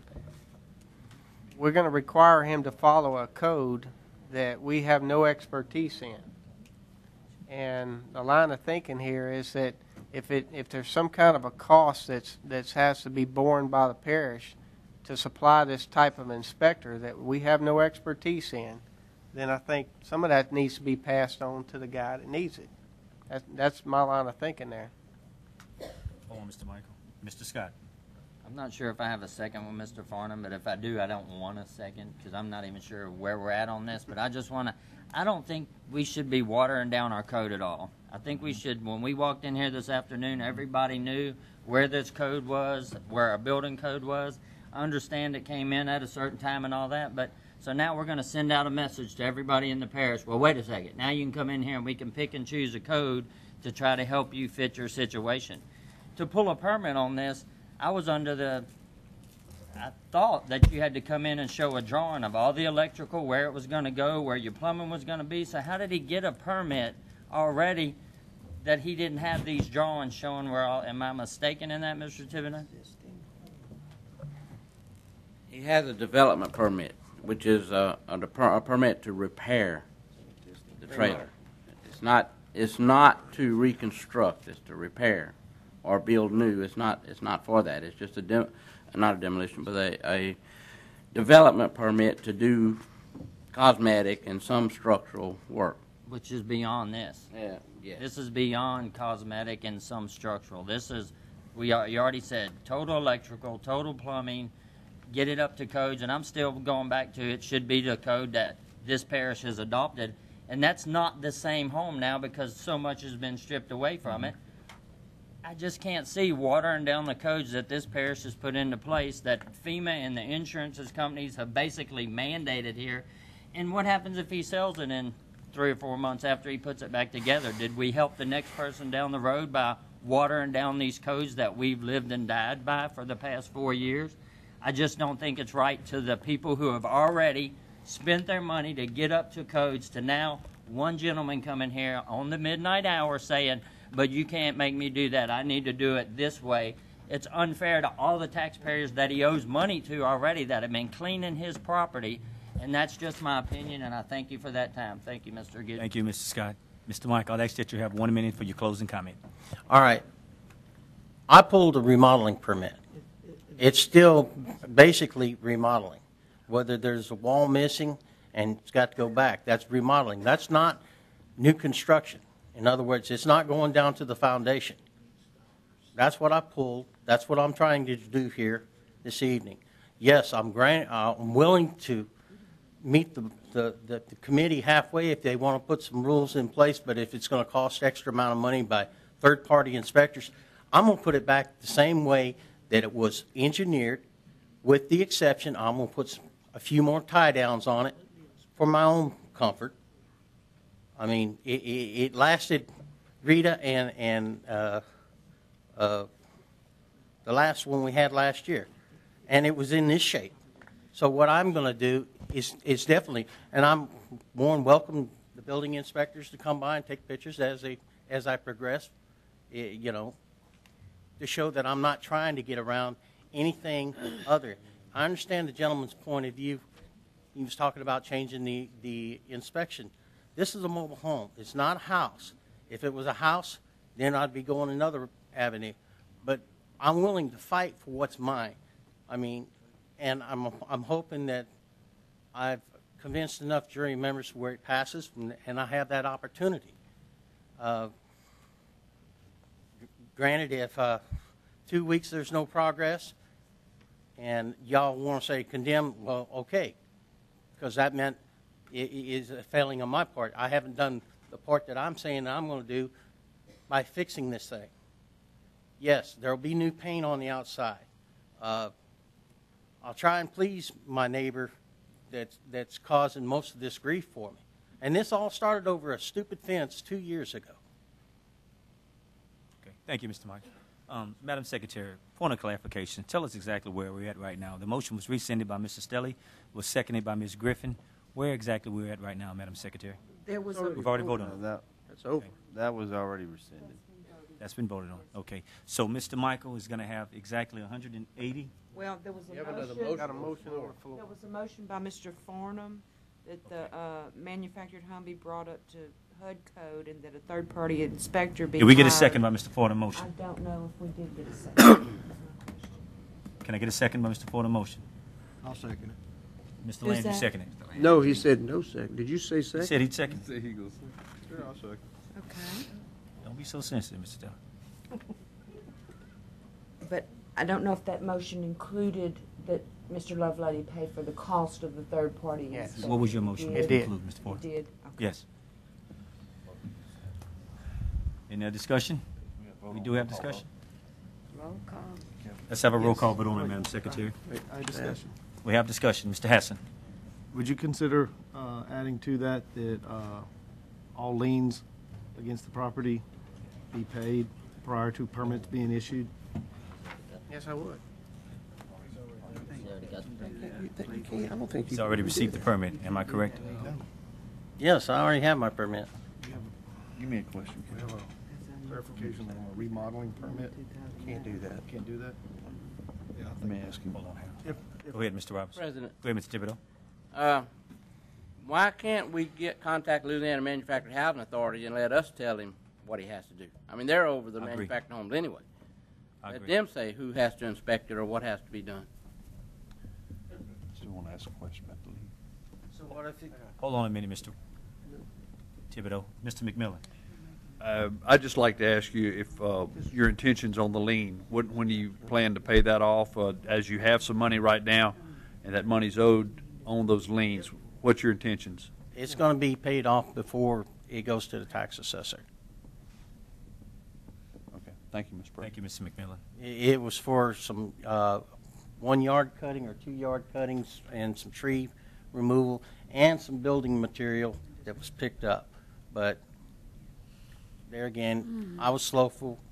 Okay. And All right, Mr. Michael. Mr. Landry has a question. Mr. Landry. I was just going to say that. I mean, that's really a separate issue. I think I would, to me, that's a completely separate issue. It has nothing to do with what we're talking about here tonight. Okay. So So we can't put that in as part of the motion put it, because no. he's already. I mean, you could, but I can't second it with that on there. No, you could Yeah, not. okay, take that part off. All right, then, so Madam Secretary, Yes. read that motion back to us, please. The motion is that the manufactured home be brought up to the HUD code and that a third-party inspector be hired at Mr. Loveladies' expense to oversee the project. Okay. Madam Secretary, let's do a roll call vote on Let that. me ask one more question first. Go ahead, Mr. Ford. The comment that was made about us getting in contact with HUD, Hood with Louisiana Manufacturing. Louisiana Manufacturing, is that something that you guys can take direction from them on what needs to be done to it and then give y'all some guidance on how to inspect it after the work's done? No, but maybe they can inspect it.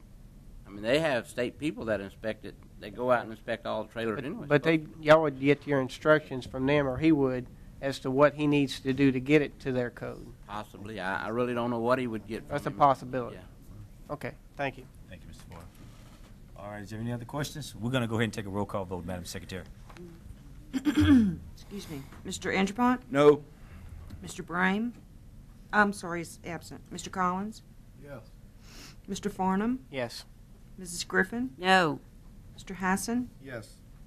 Mr. Landry? Yes. Dr. Mackey? Yes. Mr. McMillan? Nope.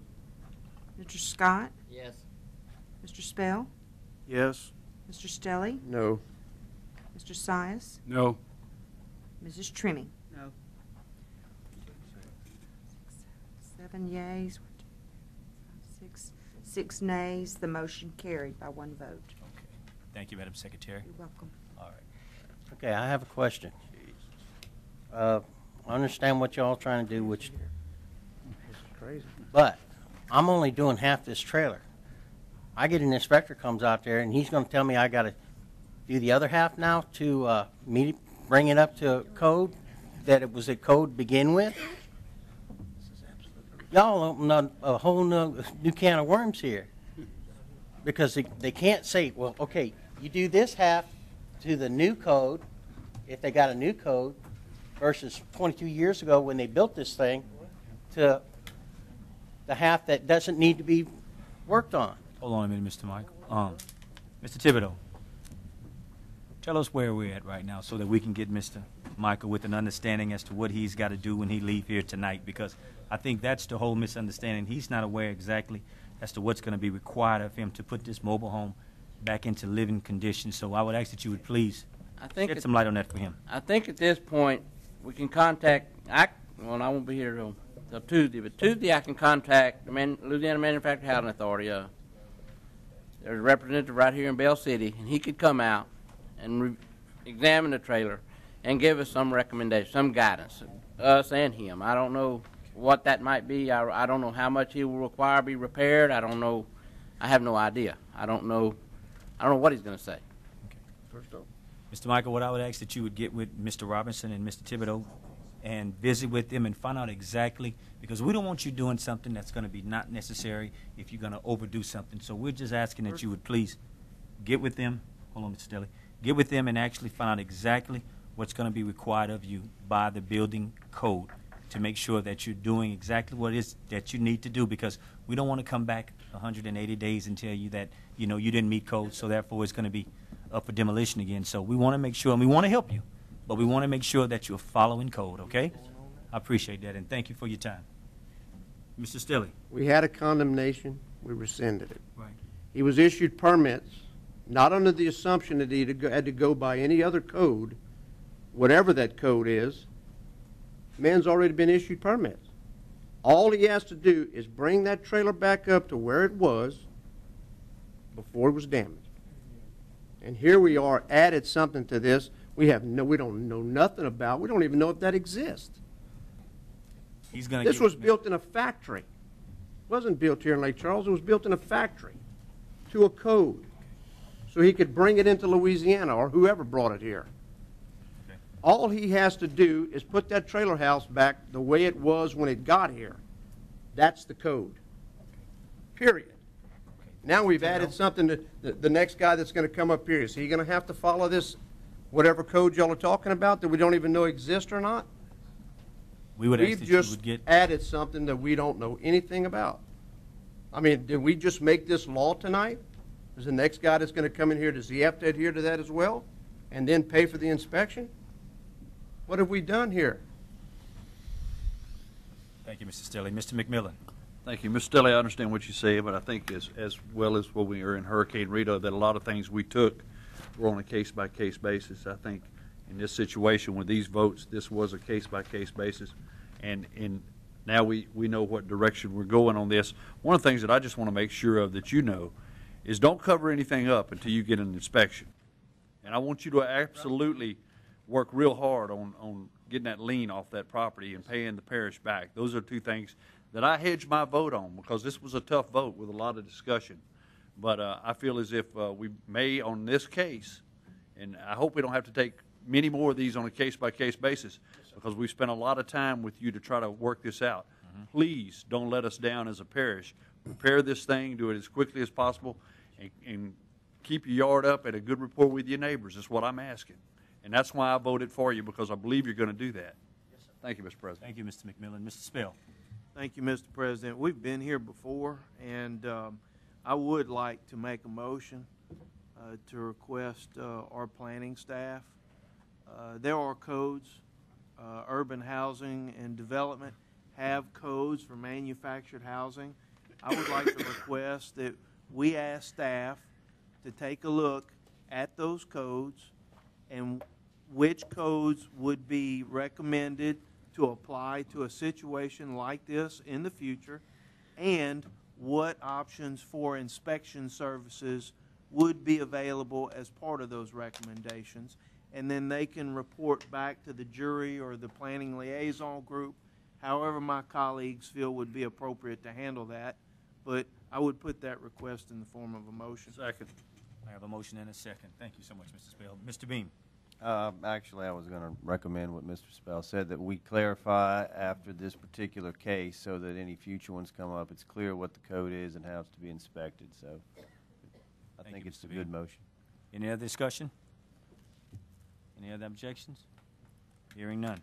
Item number 9 passes. Thank you, Mr. Mike. And please keep in touch with our staff on the things that you need to do. And we all want to see you get this situation worked out, okay? Thank you. We thank you for your time. Moving on to item number 10, consideration approving the minutes of the regular meeting of the police jury dated June 3rd, 2010. I have a motion by Mr. Andrew Point, a second by Mr. Collins. Is there any discussion? Any objection?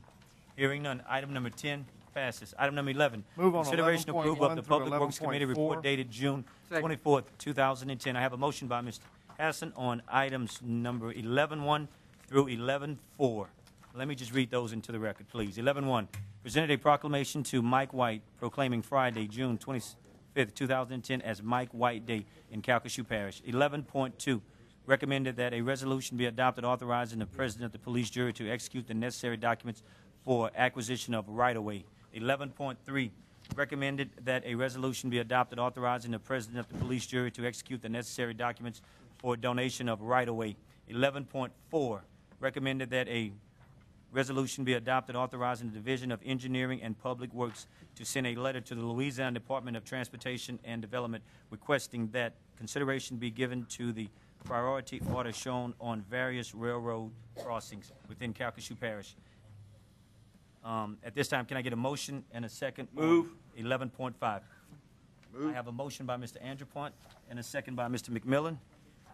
Let me read 11.5 into the record. Consideration of adopting a ordinance amending the Code of Ordinance of Calcasieu Parish, Louisiana, to include the following schools and/or to change the physical address of schools as noted in the section of the code which provides for a 25-mile-an-hour speed zone within 200 feet of said schools. I have a motion and a second on that item. Any discussion? Any objection? Hearing none, 11.5 passes. Item number 12, consideration of 12. approval of the Agenda Committee report dated June 24th, 2010. I have a motion by Mr. Stelly and a second by Mr. Scott. Is there any discussion? Any objection? Hearing none, item number 12 passes. Item number 13, consideration approving the minutes of the Budget Committee report dated July 1st, 2010. I have a motion by Dr. Mackey. Second. And a second by Mr. McMillan. Mr. McMillan. Thank you, Mr. President. The Budget Committee met at 5 o'clock today. We had 3 items on the agenda that were all passed unanimously.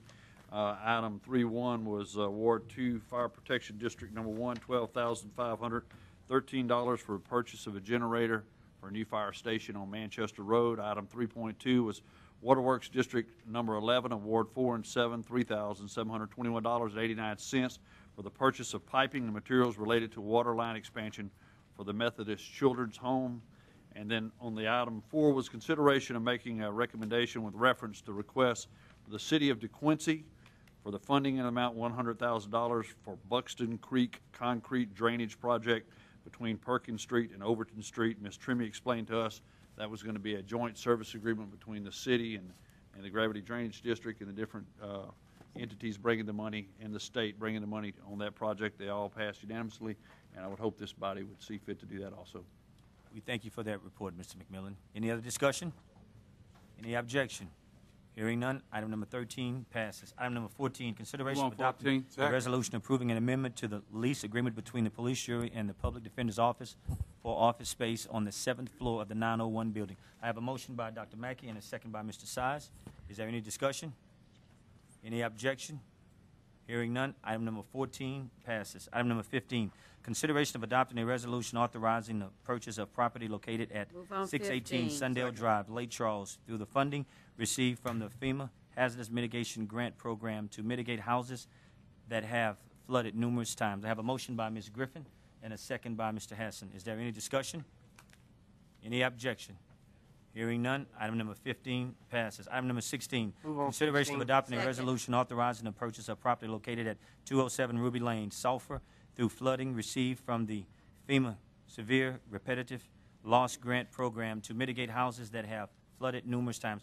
I have a motion by Ms. Griffin and a second by Mr. Hassan. Is there any discussion? Any objection? Hearing none, item number 16 passes.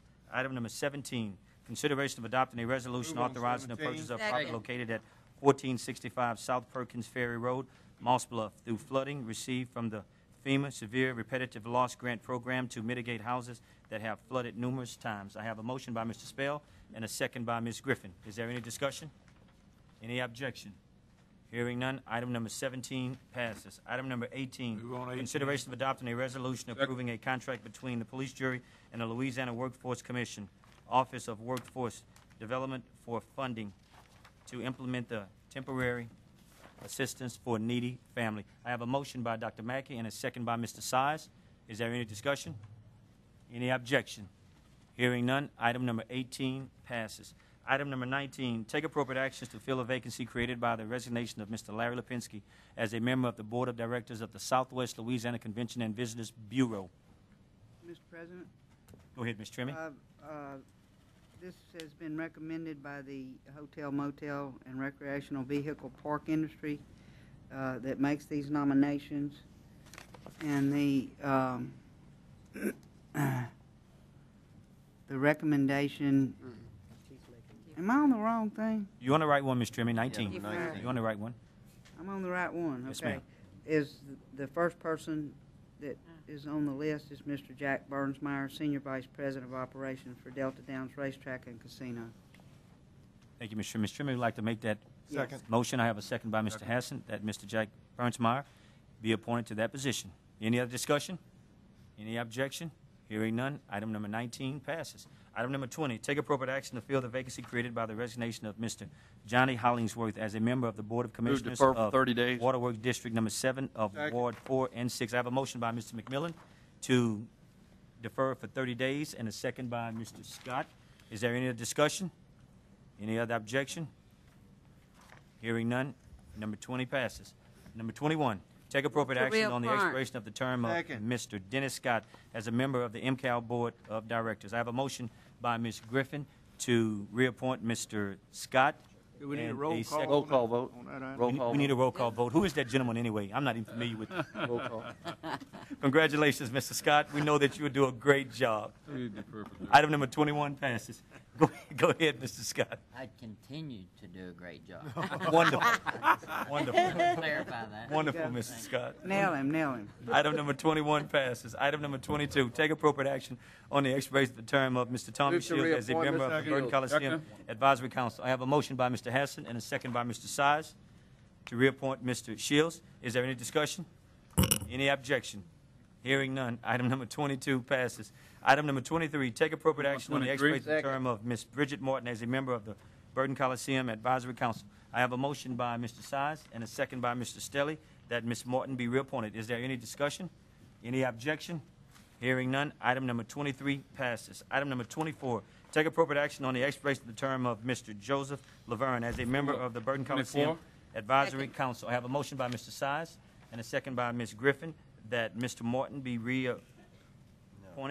Nope. I'm sorry, that Mr. Braylon L. Harris be reappointed to that position. It's been a long night, guys. Item number 24 passes.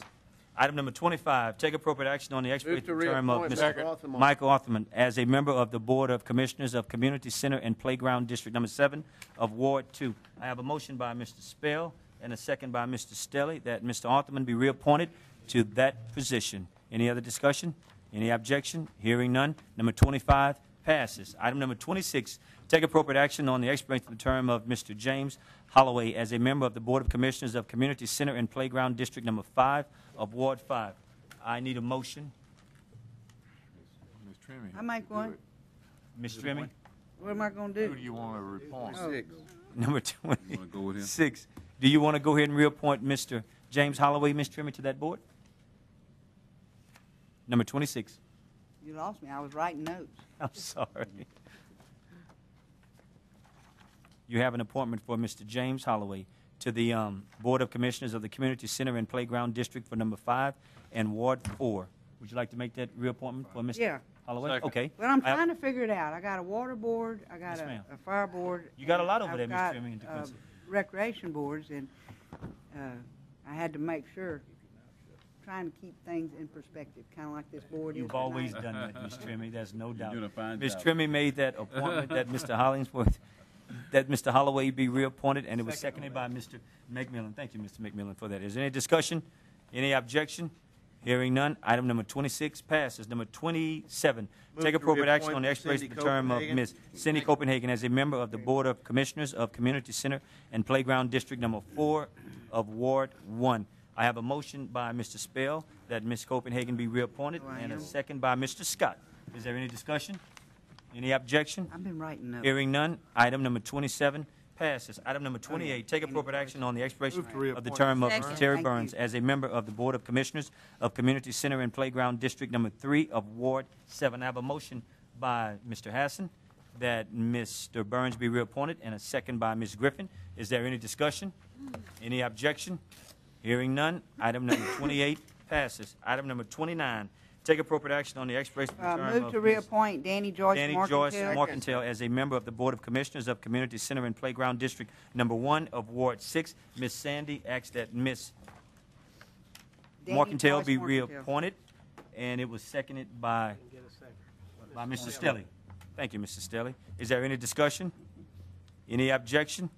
Hearing none, item number 29 passes. Item number 30. Move to reappoint Take Mr. appropriate Gilbo. action on the expiration of the term of Mr. James Gilbo as a member of the Board of Commissioners of Community Center and Playground District Number 2 of Ward 4. I have a motion by Mr. Fordham that Mr. Gilbo be reappointed, and seconded by Ms. Griffin. Is there any discussion? Any objection? Hearing none, item number 30 passes. Item number 31, take appropriate action on the expiration of the term of Mr. Alan Carter as a member of the Board of Commissioners of Waterworks District Number 12 of Ward 3. I have a motion by Mr. Scott that Mr. Carter be reappointed, and it was seconded by Mr. McMillan. Is there any discussion? Any objection? Hearing none, item number 31 passes. Item number 32, take Move to appropriate actions on receive. bids received by the parish purchasing agent on June 23, 2010 for Crusoe Bridge lumber. I have a motion by Ms. Griffin and a second by Mr. Size. Is there any discussion? Any objection? Hearing none, item number 32 passes. Item number 33, take appropriate actions on bids received by the parish purchasing agent on June 23, 2010 for Second. purchase and installation of equipment for parish-wide infrastructure upgrade and expansion to create a secure Wi-Fi environment for public safety agencies for the use by the Office of Homeland Security and Emergency Preparedness. I have a motion by Mr. Andrew Point and a second by Ms. Griffin. Is there any discussion? Any objection? Hearing none, item number 33 passes. Item number 34, take appropriate actions on bids received by the parish purchasing agent on June 23rd, 2010 for grazing Move on lease on 34. 2 tracts of land located on Holbrook Park in Ward 6. I have a motion by Mr. McMillan and a second by Mr. Stelly. Is there any discussion? Any objection? Hearing none, item number 34 passes. Item number 35, consideration of authorizing the parish purchasing agent to advise for sign Move on paste and 35. sheeting material, Second. pavement markings, metal signposts, and Category 6 FTP cable. I have a motion by Mr. Andrew Point and a second by Dr. Mackey. Is there any discussion? Any objection? Hearing none, item number 35 passes. Item number 36, consideration of authorizing the Move on parish to administrator 36. to advertise for bids for Calcasieu Parish Project number 2010-10, safety improvements on various roads in Calcasieu Parish. I have a motion by Dr. Mackey and a second by Mr. Fordham. Is there any discussion? Any objection? Hearing none, item number 36 passes. At this time, is there any add-ons or any deletions? to adjourn. Second. Ms. Jessica. At this time, I would ask for a motion to adjourn. Ms. Griffin has made the motion. Mr. Stelly has seconded. The meeting has now been adjourned.